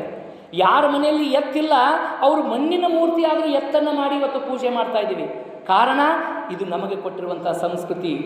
ನಮ್ಮ ಧರ್ಮದಲ್ಲಿ ಈ ರೀತಿಯಾಗಿ ಕೃತಜ್ಞತೆಯನ್ನು ಅರ್ಪಿಸಬೇಕು. ನಿನಗೆ ಯಾರಾದರೂ ಒಂದು ಕ್ಷಣದಲ್ಲಿ ಸಹಾಯ ಮಾಡಿದರೆ ಅವರಿಗೆ ಮೊದಲ ಕೆಲಸ ಮಾಡಬೇಕಾಗಿದ್ದೇನೋ ಒಂದು ಕೃತಜ್ಞತೆ, ಒಂದು ಧನ್ಯವಾದ. ಇವತ್ತು ನಮ್ಮದು ಧನ್ಯವಾದ ಎಲ್ಲಿಗೆ ಬಂದು ನಿಂತಪ್ಪ ಅಂದ್ರೆ, ಥ್ಯಾಂಕ್ಸ್ ಸರ್, ಇಷ್ಟ ಅಲ್ಲ ನೋಡಿ. ಧನ್ಯವಾದ ಅನ್ನುವಂಥದ್ದು ಹೆಂಗಿರ್ಬೇಕಪ್ಪ ಅಂದ್ರೆ ಅಂತರಾಳದಿಂದ ಬರಬೇಕು. ಆ ಎತ್ತಿಗಿರುವಂಥ ಕೃತಜ್ಞತೆ ಇವತ್ತು ಮನುಷ್ಯರಿಲ್ಲ, ಇವತ್ತು ಶಿಕ್ಷಣವಂತರಲ್ಲಿ ಇಲ್ಲ. ಯಾಕಂದರೆ ಒಂದು ಸಣ್ಣ ಘಟನೆ ಹೇಳ್ತೀನಿ ಕೇಳ್ರಿ. ನಗರ ಪ್ರದೇಶದಲ್ಲಿ ಒಂದು ಶಾಲಾ ಶಿಕ್ಷಕರು ತಮ್ಮ ಮಕ್ಕಳಿಗೆ ಗ್ರಾಮೀಣ ಬದುಕನ್ನು ದರ್ಶನ ಮಾಡಬೇಕು, ರೈತರ ಬದುಕು ಹೇಗಿದೆ ಅನ್ನುವಂಥದ್ದನ್ನು ಈ ಮಕ್ಕಳಿಗೆ ತಿಳಿಸಬೇಕು. ಯಾಕಂದರೆ ಇವತ್ತಿನ ಮಕ್ಕಳಿಗೆ ಹಾಲು ಎಲ್ಲಿಂದ ಬರುತ್ತೆ ಅಂತ ಕೇಳಿದ್ರೆ, ಗ್ರಾಮೀಣ ಪ್ರದೇಶದಲ್ಲಿರುವಂಥ ಮಕ್ಕಳನ್ನ ಕೇಳಿದ್ರೆ ಎಮ್ಮೆ, ಆಡು, ಕುರಿ ಅಲ್ವಾ, ಆಕಳದಿಂದ ಹಾಲು ಬರುತ್ತೆ. ಅದೇ ನಗರ ಪ್ರದೇಶದಲ್ಲಿರುವಂಥ ಮಕ್ಕಳನ್ನ ಕೇಳಿ ಹಾಲು ಎಲ್ಲಿಂದ ಬರುತ್ತೆ ಅಂದರೆ ನಂದಿನಿ ಪಾಕೆಟ್ನಿಂದ ಬರುತ್ತೆ ಅಂತ ಹೇಳ್ತಾರೆ. ಇದು ವಾಸ್ತವ ಸತ್ಯ. ಇವತ್ತು ಅವರಿಗೆ ಅಕ್ಕಿ ಹೆಂಗೆ ಬೆಳೀತಾರೆ, ಭತ್ತ ಹೆಂಗೆ ಬೆಳೀತಾರೆ, ಜೋಳ ಹೆಂಗೆ ಬೆಳೀತಾರೆ, ರಾಗಿ ಹೆಂಗೆ ಬೆಳೀತಾರೆ, ನಾನು ತಿನ್ನುವಂಥ ಪ್ರತಿಯೊಂದು ಆಹಾರ ಹೆಂಗೆ ಬೆಳೀತಾರೆ ಅನ್ನುವಂಥದ್ದು ಗೊತ್ತಿಲ್ಲ. ಯಾರು ಬೆಳೀತಾರೆ ಅನ್ನೋದು ಗೊತ್ತಿಲ್ಲ. ಇದನ್ನು ಒಂದಿಷ್ಟು ಮಕ್ಕಳಿಗೆ ತಿಳಿಸ್ಕೊಡ್ಬೇಕಂತಕೊಂಡು ಆ ಶಿಕ್ಷಕರು ಒಂದು ಪ್ರವಾಸಕ್ಕಂತೇಳಿ, ಪಿಕ್ನಿಕ್ ಅಂತೇಳಿ, ಒಂದು ದಿನದ ಹೊರ ಸಂಚಾರ ಅಂತೇಳಿ ಕರ್ಕೊಂಡು ಬರ್ತಾರೆ. ಕರ್ಕೊಂಡು ಬಂದಾಗ ಆ ಮಕ್ಕಳಿಗೆ ನಗರ ಪ್ರದೇಶದ ಜಂಜಡ ಬದುಕಿನಲ್ಲಿ ಈ ಪ್ರಕೃತಿಯ ಮಡಿಲಲ್ಲಿ ಬಿದ್ದಾಗ ಭಾಳ ಖುಷಿಯಾಗುತ್ತೆ, ಭಾಳ ಆನಂದದಿಂದ ಸಂಭ್ರಮ ಪಡ್ತಾರೆ. ಪ್ರತಿಯೊಂದನ್ನು ನೋಡ್ತಾರೆ, ಹೊಸದೇ ಅವರಿಗೆ. ಒಂದು ಬಿದ್ದು ಎಲ್ಲಿ ನೋಡ್ತಾರೆ, ಇದು ಯಾವ ಮರದ ಎಲ್ಲಿ, ಜುಳು ಜುಳು ಹರಿಯುವಂಥ ನೀರನ್ನು ನೋಡ್ತಾರೆ, ನೀರಿನಲ್ಲಿರುವಂಥ ಜಲ ಪ್ರಾಣಿಗಳನ್ನು ನೋಡ್ತವೆ. ಪ್ರತಿಯೊಂದು ಕೂಡ ಹೊಸದಾಗಿ ಕಾಣುತ್ತೆ. ಹಾಗೆ ದೂರದಲ್ಲಿ ನೋಡ್ತಾರೆ, ರೈತ ಒಬ್ಬ ಅಲ್ಲಿ ಕಬ್ಬಿನಿಂದ ಗಾಣದಲ್ಲಿ ಕಬ್ಬು ಹಾಕಿ ಅದರ ಹಾಲನ್ನು ತೆಗೆದು ಬೆಲ್ಲವನ್ನು ಮಾಡುವಂಥ ಕಾಯಕದಲ್ಲಿ ನಿರತನಾಗಿರ್ತಾನೆ. ಒಂದು ಗಾಣಕ್ಕೆ ಎತ್ತನ್ನು ಕಟ್ಟಿರ್ತಾನೆ, ಕಬ್ಬುಗಳನ್ನು ಹಾಕ್ತಾ ಇರ್ತಾನೆ, ಎತ್ತು ಹೋಗ್ತಾ ಇರುತ್ತೆ. ಇದಕ್ಕೆ ನೋಡಿದವರು ಗಾಬರಿಯಾಗಿ ಮಕ್ಕಳು ಓಡಾಡಿ ರೈತನ ಬಳಿ ಬರ್ತಾರೆ. ಇದು ಏನು ಅಂತ ಕೇಳ್ತಾರೆ. ಇದಕ್ಕೆ ಆಲೆಮಣಿ ಅಂತಾರಪ್ಪ, ಇಲ್ಲಿ ನಾವು ಬೆಲ್ಲ ಉತ್ಪಾದನೆ ಮಾಡ್ತೀವಿ. ಅದಕ್ಕಿಂತ ಪೂರ್ವದಲ್ಲಿ ಎತ್ತು ಕಬ್ಬುಗಳನ್ನು ನುರಿಸಿ ಹಾಲನ್ನು ಹೊರಬರುವಂಥ ಕೆಲಸ ಮಾಡುತ್ತೆ. ಎತ್ತು ಎಷ್ಟು ಶ್ರಮ ಪಡ್ತೈತೆ ಅಂತ ತಿಳ್ಕೊಂಡು ಎಲ್ಲ ಭಾಳಷ್ಟು ಖುಷಿ ಪಡ್ತಾರೆ. ಎಷ್ಟು ಪಾಪ ಎತ್ತು ಶ್ರಮ ಪಡ್ತಾ ಇದೆ, ನೀವು ಶ್ರಮ ಪಡ್ತೀರ ಅಂತ ತಿಳ್ಕೊಂಡು ಆಯ್ತು ಅಂತ ತಿಳ್ಕೊಂಡು ಆ ರೈತ ಏನು ಮಾಡ್ತಾನೆ, ಆ ತನ್ನ ಪಾಡಿಗೆ ಎತ್ತನ್ನು ಕೆಲಸ ಮಾಡೋಕ್ಕೆ ಬಿಟ್ಟು ಈತ ಊಟಕ್ಕೆ ಹೋಗ್ತಾನೆ. ಊಟಕ್ಕೆ ಹೋದಾಗ ಈ ಮಕ್ಕಳು ನೋಡ್ತವೆ, ರೈತ ಇಲ್ಲ, ಯಾರೂ ಇಲ್ಲ, ಎತ್ತು ತನ್ನ ಪಾಡಿಗೆ ತಾನು ಏನು ಮಾಡೋಕತ್ತೈತಿ, ಗಾಣದಲ್ಲಿ ಸುತ್ತಾ ಇದೆ. ಮಕ್ಕಳಿಗೆ ಆಶ್ಚರ್ಯ, ಇದೇನಿದು, ಯಾರೂ ಇಲ್ಲ. ಇವತ್ತು ಪ್ರಜ್ಞಾವಂತರು ಅಥವಾ ಬೇರೆ ಯಾವುದೋ ಒಂದು ಕಾರ್ಯಕ್ರಮದಲ್ಲಿ ಒಂದು ಹೊಲಕ್ಕೆ ಕಳೆಕ್ಕೆ ಕರ್ಕೊಂಡು ಹೋಗಲಿ, ಇನ್ನೊಂದು ಯಾವುದೋ ಕೆಲಸ ಮಾಡೋಕ್ಕೆ ಹೋಗಲಿ, ಅಥವಾ ನಮ್ಮ ಅಧಿಕಾರಿಗಳಾಗಿರ್ಬೋದು, ಅವ್ರ ಕೆಳವರ್ಗದವರಾಗಿರ್ಬೋದು, ಕೆಲಸ ಕಚೇರಿಗಳಲ್ಲಿ ಕೆಲಸ ಮಾಡುವಾಗ ಬಾಸ್ ಅಥವಾ ಹೆಡ್ ಇರದೇ ಇದ್ರೆ ಮಾಡುವಂಥ ಕೆಲಸನ ಬೇರೆ, ಅವರಿದ್ದಾಗ ಮಾಡೋ ಕೆಲಸನ ಬೇರೆ. ಇದು ಅರ್ಥ ಆಗೈತೆ ಅಂತ ನಾನು ತಿಳ್ಕೊಂಡಿದ್ದೆ. ಇವತ್ತು ಹೊಲಕ್ಕೆ ಆಳಚ್ಚಿವಂದ್ರೆ ನಾವು ಮುಂದಿದ್ರೆ ಕೆಲಸ ಮಾಡ್ತಾರಂತ ತಿಳ್ಕೊಂಡು ಬಂದದ. ಪ್ರಾಮಾಣಿಕವಾಗಿ ಮಾಡೋರದಾರ, ಇಲ್ಲ ಅಂತ ನಾನು ಹೇಳ್ತಾ ಇಲ್ಲ. ಬಹುಪಾಲು ತಮ್ಮ ಕೆಲಸದಿಂದ ಒಂದು ಸ್ವಲ್ಪ ಆಲಸ್ಯವನ್ನು ತೋರಿ, ಯಾರು ಇಲ್ಲಿ ಬಿಡು, ಏನು ಮಾಡಿದ್ರೆ ನಡೀತೈತಿ, ಬಿಟ್ಟರು ನಡೀತೈತಿ ಅಲ್ವಾ. ಒಂದು ಗುತ್ತಿಗೆ ಕೊಟ್ಟಾಗ ಮಾಡುವಂಥ ಕೆಲಸ, ಆಳಿನಂಗೆ ಹಚ್ಚಿ ಕೆಲಸ ಮಾಡುವಾಗ ಆಗುವಂಥ ವ್ಯತ್ಯಾಸ ನಾವೆಲ್ಲ ಕಂಡಿವಲ್ಲ. ಯಾಕೆ ಈ ರೀತಿ ಆಗುತ್ತೆ ಅನ್ನುವಂಥದ್ದನ್ನು ನಂತರದಲ್ಲಿ ಹೇಳ್ತೀನಿ. ಮನುಷ್ಯರಿಗೆ ಯಾವ ರೀತಿ ಹೆಂಗೆ ಇದು ಬಂತು ಅಂತೇಳಿ ಮಕ್ಕಳಿಗೆ ಆಶ್ಚರ್ಯ ಆಗುತ್ತೆ. ಇದೇನು ರೈತ ಒಳಗಡೆ ಊಟಕ್ಕೆ ಹೋಗ್ಯಾನ, ಅದು ತನ್ನ ಪಾಡಿಗೆ ಸುತ್ತಾ ಇದೆ ಅಂತ ತಿಳ್ಕೊಂಡು ಖುಷಿ ಪಡ್ತಾನೆ. ಖುಷಿ ಪಟ್ಟಾದಮೇಲೆ ಹೋಗಿ ರೈತನ ಹತ್ರ ಕೇಳ್ತಾರೆ, ಏನ್ರಿ ಇದು, ಏನು ಮಾತು ಕಲಿಸಿರಿ ಎತ್ತಿಗೆ, ಎಷ್ಟದು ಶ್ರದ್ಧೆಯಿಂದ ಪ್ರಾಮಾಣಿಕವಾಗಿ ತನ್ನ ಕೆಲಸ ಮಾಡೋಕತ್ತಲ್ಲ ಅಂತ ತಿಳ್ಕೊಂಡು ಕೇಳಿದಾಗ, ಇಲ್ಲ, ಪ್ರಾಣಿಗಳೇ ಹಾಗೆ, ಅವು ನಾವು ಏನು ಕೆಲಸ ಕೊಡ್ತೀವಲ್ಲ ಅವ್ನು ನಿಯತ್ತಿಂದ ಮಾಡ್ತಾವೆ. ಹೌದು, ಒಂದು ವೇಳೆ ಎತ್ತು ನೀವಿಲ್ಲಿ ಊಟ ಮಾಡಕತ್ತೀರ ಅಥವಾ ಎಲ್ಲೇ ಹೋಗಿರಿ, ಅದು ನಿಂತ್ಯಪ್ಪ, ನಿಮಗೆ ಹೆಂಗೆ ಗೊತ್ತಾಗತ್ತ ಅಂತ ಮಕ್ಕಳು ಕೇಳ್ತಾರೆ. ಆಗ ರೈತ ಹೇಳ್ತಾನೆ, ನೋಡಪ್ಪ, ನಾವು ಅದಕ್ಕೊಂದು ಕೊಳ್ಳಾಗ ಗಂಟೆ ಹಾಕಿ ಅದು ಹೋಗ್ತಾ ಇದ್ರೆ ಗಂಟೆಯ ಶಬ್ದ ಕೇಳ್ತಾನೇ ಇರುತ್ತೆ. ಆವಾಗ ನಾನು ನಿಶ್ಚಿತೆಯಿಂದ ನನ್ನ ಎತ್ತು ಕೆಲಸ ಮಾಡಕತ್ತೈತಿ ಅಂತ ನಾನು ತಿಳ್ಕೊತೀನಿ. ಇಷ್ಟು ಹೇಳಿದ ತಕ್ಷಣ ಇವು ಪ್ಯಾಟಿ ಹುಡುಗರಲ್ಲ, ಭಾಳ ಆಶ್ಚರ್ಯ ಆಯ್ತು. ಹೌದ್ರಿ, ಅಂದರೆ ಅದು ಏನಾದರೂ ನಿಂತಪ್ಪ ಅಂತಂದ್ರೆ ಗಂಟೆ ಶಬ್ದ ಕೇಳೋದಿಲ್ಲ, ಆವಾಗ ಅದು ಏನೋ ನಿಂತೈತಿ ಅಂತ ತಿಳ್ಕೊಂಡು ನೀವು ಬಂದು ಅದನ್ನು ಮತ್ತೆ ಬೆದರಿಸಿದೋ ಅಥವಾ ಏನೋ ಪ್ರೀತಿ ಮಾಡಿರೋ ಮತ್ತೆ ಕೆಲಸ ತಗೋತೀರಿ, ಭಾರಿ ಐತ್ರಿ. ಆಗ ಒಂದು ಮಗು ಹೇಳುತ್ತೆ, ಭಾಳ ಬುದ್ಧಿವಂತ ಮಗು, ಅಲ್ರಿ ರೈತರೇ, ಹಿರಿಯರೇ, ಈ ಎತ್ತು ಏನಾದರೂ ನೀವು ಹಿಂಗೆ ಬಿಟ್ಟು ಹೋದಾಗ ಅದು ನಿಂತಲ್ಲೇ ಹಿಂಗೆ ಗಳ್ಳ ಗಂಟೆ ಅಲ್ಲಾಡಿಸಿದ್ರಂದ್ರೆ ಅದು ಅವಾಗ ಏನು ಮಾಡ್ತೀರಿ ನೀವು? ಇವನಿಗೆ ತಲೆ ತಿರುಗಿದಂಗೆ ಆಯ್ತು. ಯಪ್ಪ, ಎಂತಹ ಪ್ರಶ್ನೆ ಬಂತಪ್ಪ ಇಲ್ಲಿ. ಆ ಮೂಕ ಪ್ರಾಣಿ ಒಮ್ಮೆ ಹೊಳೆದೇ ಇಲ್ಲ ಇದು. ಹೌದಲ್ಲ, ರೈತರಿಗೆ ಮೋಸ ಮಾಡ್ಬೋದಿತ್ತಲ್ಲ, ನಾನು ಇಲ್ಲೇ ನಿಂತಲ್ಲೇ ಗಳಗಳಿಸಿ ಅಳಗಾಡಿಸಿ ಕೆಲಸ ಮಾಡಲು ಇರ್ಬೋದಿತ್ತಲ್ಲ ಅಂತ ಒಮ್ಮೆ ಯೋಚನೆ ಮಾಡಿಲ್ಲ. ಆಗ ರೈತ ಹೇಳ್ತಾನೆ, ನನ್ನ ಎತ್ತೈತಲ್ಲ ನಿನ್ನಂಗೆ ಸಾಲಿ ಕಲ್ತಿಲ್ಲಪ್ಪ ಅಂತ ಹೇಳ್ತಾನ. ಸೊ ಈ ರೀತಿ ಹೇಳಿದಾಗ ರೈತ ಹೇಳುವಂಥ ಮಾತನ್ನು ನಾವು ಇಲ್ಲಿ ಅರ್ಥ ಮಾಡ್ಕೋಬೇಕು. ನಮ್ಮ ಮಕ್ಕಳಿಗೆ ಎಂಥ ಶಿಕ್ಷಣ ಸಿಗ್ತಾ ಇದೆ, ಎಂಥ ಸಂಸ್ಕಾರ ಬರ್ತಾ ಇದೆ ನೋಡ್ರಿ. ಮಕ್ಕಳು ಆಲೋಚನೆ ಮಾಡಕತ್ತವ್ರ, ಕೆಲಸದಿಂದ ವಿಮುಕ್ತರಾಗೋದು ಹೇಗೆ ನೋಡ್ರಿ. ಇನ್ನೂ ಅವರು ಹೆಂಗೆ ಆಲೋಚನೆ ಮಾಡಕತ್ತಾರ ಮಕ್ಕಳು ಅನ್ನುವಂಥದ್ದನ್ನು ನಾವೆಲ್ಲರೂ ಕೂಡ ತಿಳ್ಕೊಬೇಕಾಗಿದೆ. ಇವತ್ತೆಲ್ಲ ನಾವು ಭಾಳ ಖುಷಿ ಪಡ್ತೀವಿ, ನಮ್ಮ ಮಕ್ಕಳು ಭಾಳ ಸಂಭ್ರಮ ಪಡ್ತಾ ಇದ್ದಾರೆ, ಏನು ಭಾಳ ಶಾಣ್ಯರು ಅದಾರಿ, ಭಾಳ ಶಾಣ್ಯರು. ಇವತ್ತು ಶಾಣ್ಯರು ಹೆಚ್ಚಾಗಿದ್ದಕ್ಕನ ಜಗತ್ತು ಹಿಂಗೆ ಹೊಂಟತನ ಅಂತ ತಿಳ್ಕೊಂಡು ನಮ್ಮ ಎಲ್ಲ ಬುದ್ಧಿಜೀವಿಗಳಿಗೂ ಅರ್ಥ ಆಗ್ತಾ ಇದೆ.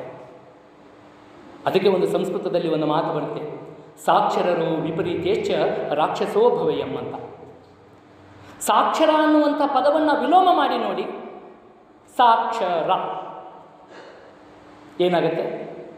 ಆಲೋಚನೆ ಮಾಡಿ, ಬುದ್ಧಿಜೀವಿಗಳಿದ್ದಾರೆ. ಇವತ್ತು ಬಹುತೇಕ ಸಮಾಜದಲ್ಲಿ ನಡೆಯುವಂಥ ಅನ್ಯಾಯ, ಅತ್ಯಾಚಾರ, ಅನೀತಿ, ಭ್ರಷ್ಟಾಚಾರ, ಅಧರ್ಮ ಕಾರ್ಯಗಳು ಇವೆಲ್ಲವುಗಳು ಕೂಡ ಇಲ್ಲಿ ಸಿಂಹಪಾಲು ಯಾರೈತಂದ್ರೆ ಶಿಕ್ಷಣ ಪಡೆದುಕೊಂಡವ್ರದ್ದೇ ಐತಿ.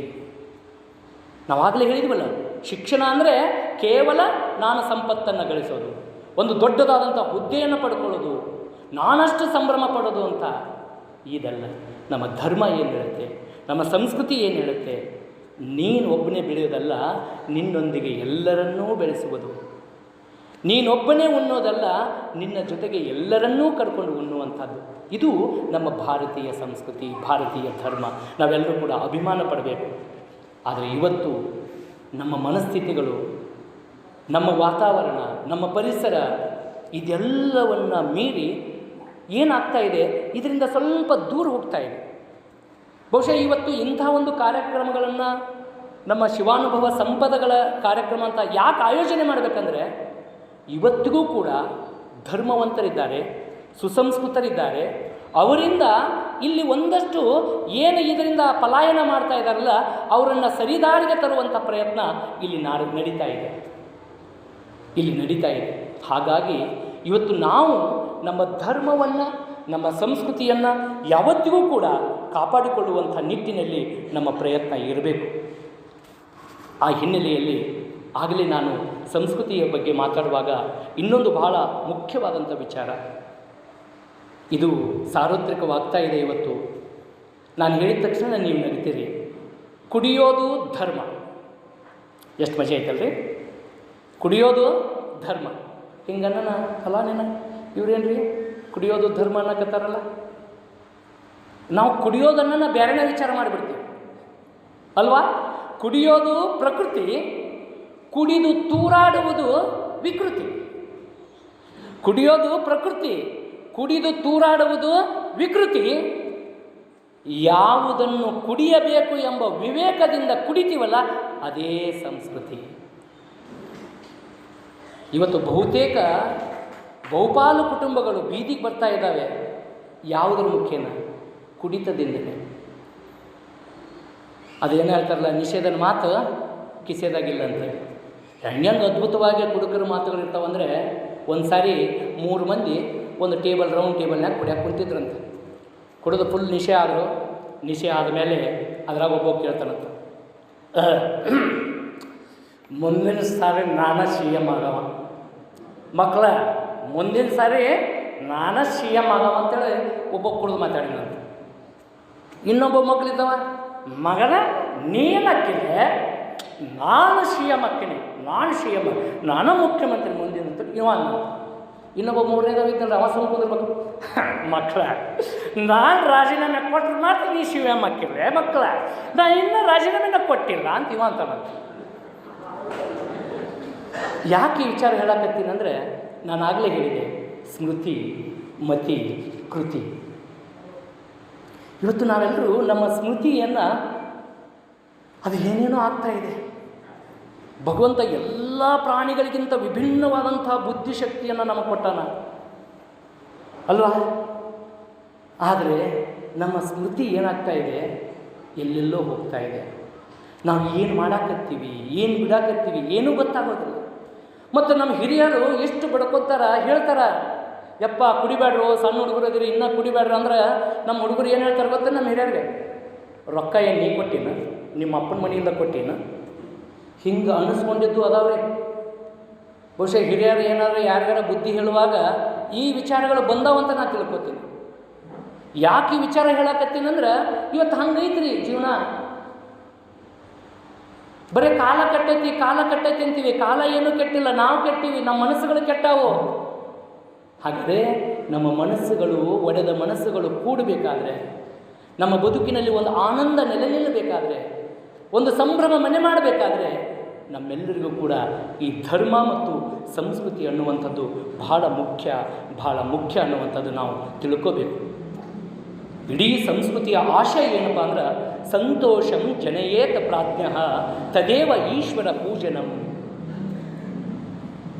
ನೀವು ಏನು ಪೂಜೆ ಪುನಸ್ಕಾರ ಏನೋ ಮಾಡಿರಿ, ಮೊದಲು ನೀನು ಸಂತೋಷವಾಗಿರು, ಇತರರನ್ನು ಸಂತೋಷವಾಗಿರಲು ಬಿಡು. ಇವತ್ತು ನೋಡ್ತೀವಿ ನಮ್ಮ ಕುಟುಂಬದಾಗ ಏನು ಬರೀ ತಾಪತ್ರಯ ಒಣಾ ಚಿಂತೆ, ಬರೀ ಒಣ ಚಿಂತೆ ಮಾಡಿ ಸೊರಗಾಕತ್ತೀವಿ ಇವತ್ತು. ಅದಕ್ಕೆ ಅಬ್ಬೇಗರ ಚೌಡಯ್ಯನವರು ನಮ್ಮ ಬದುಕು ಹೆಂಗೈತಿ, ಎಂಥ ಚಿಂತೆ ಮಾಡಕತ್ತೀವಿ ಅಂತ ಹೇಳ್ಕೊಂಡು ಭಾಳ ಸ್ಪಷ್ಟವಾಗಿ ಹೇಳ್ತಾರೆ.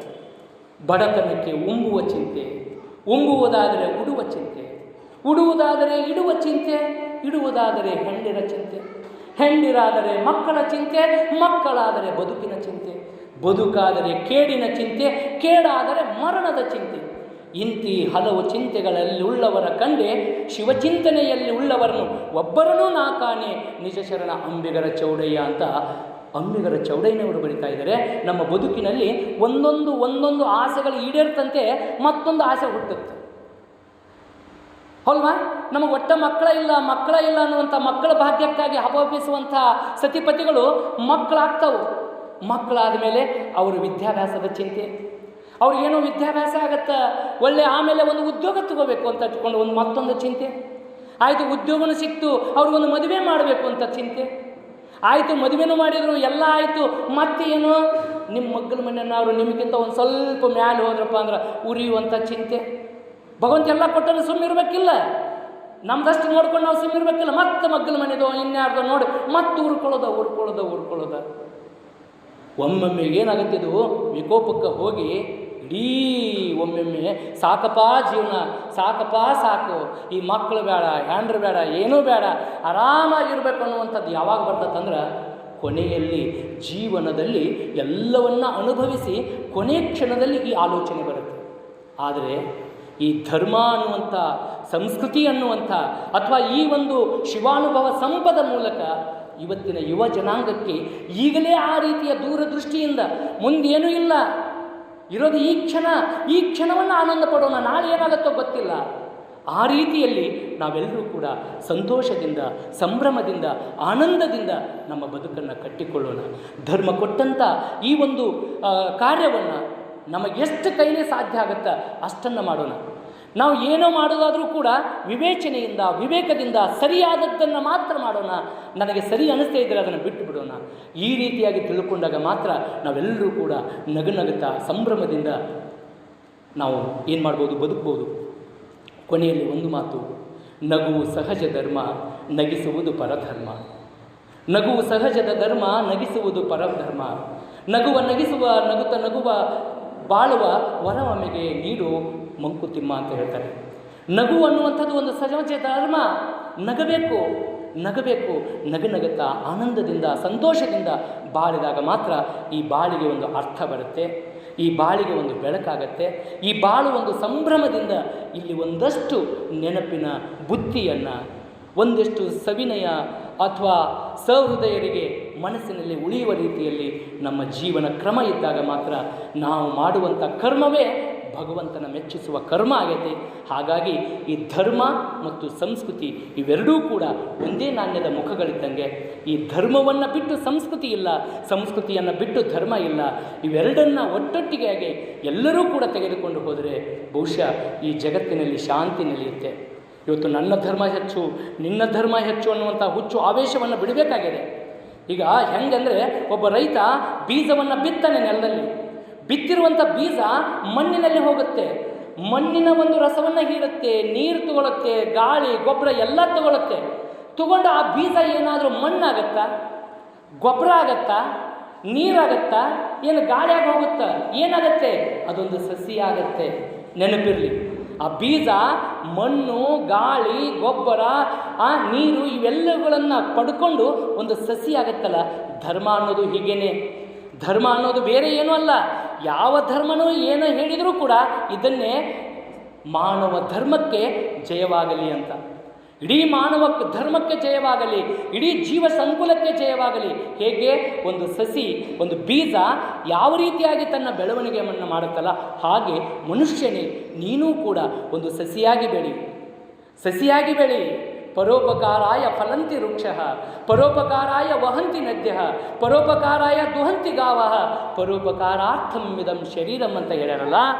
ಈ ಪ್ರಕೃತಿಯಲ್ಲಿರುವಂಥ ಚರಾಚರ ವಸ್ತುಗಳು ಪರರಿಗಾಗೇ ಇದ್ದಾವೆ.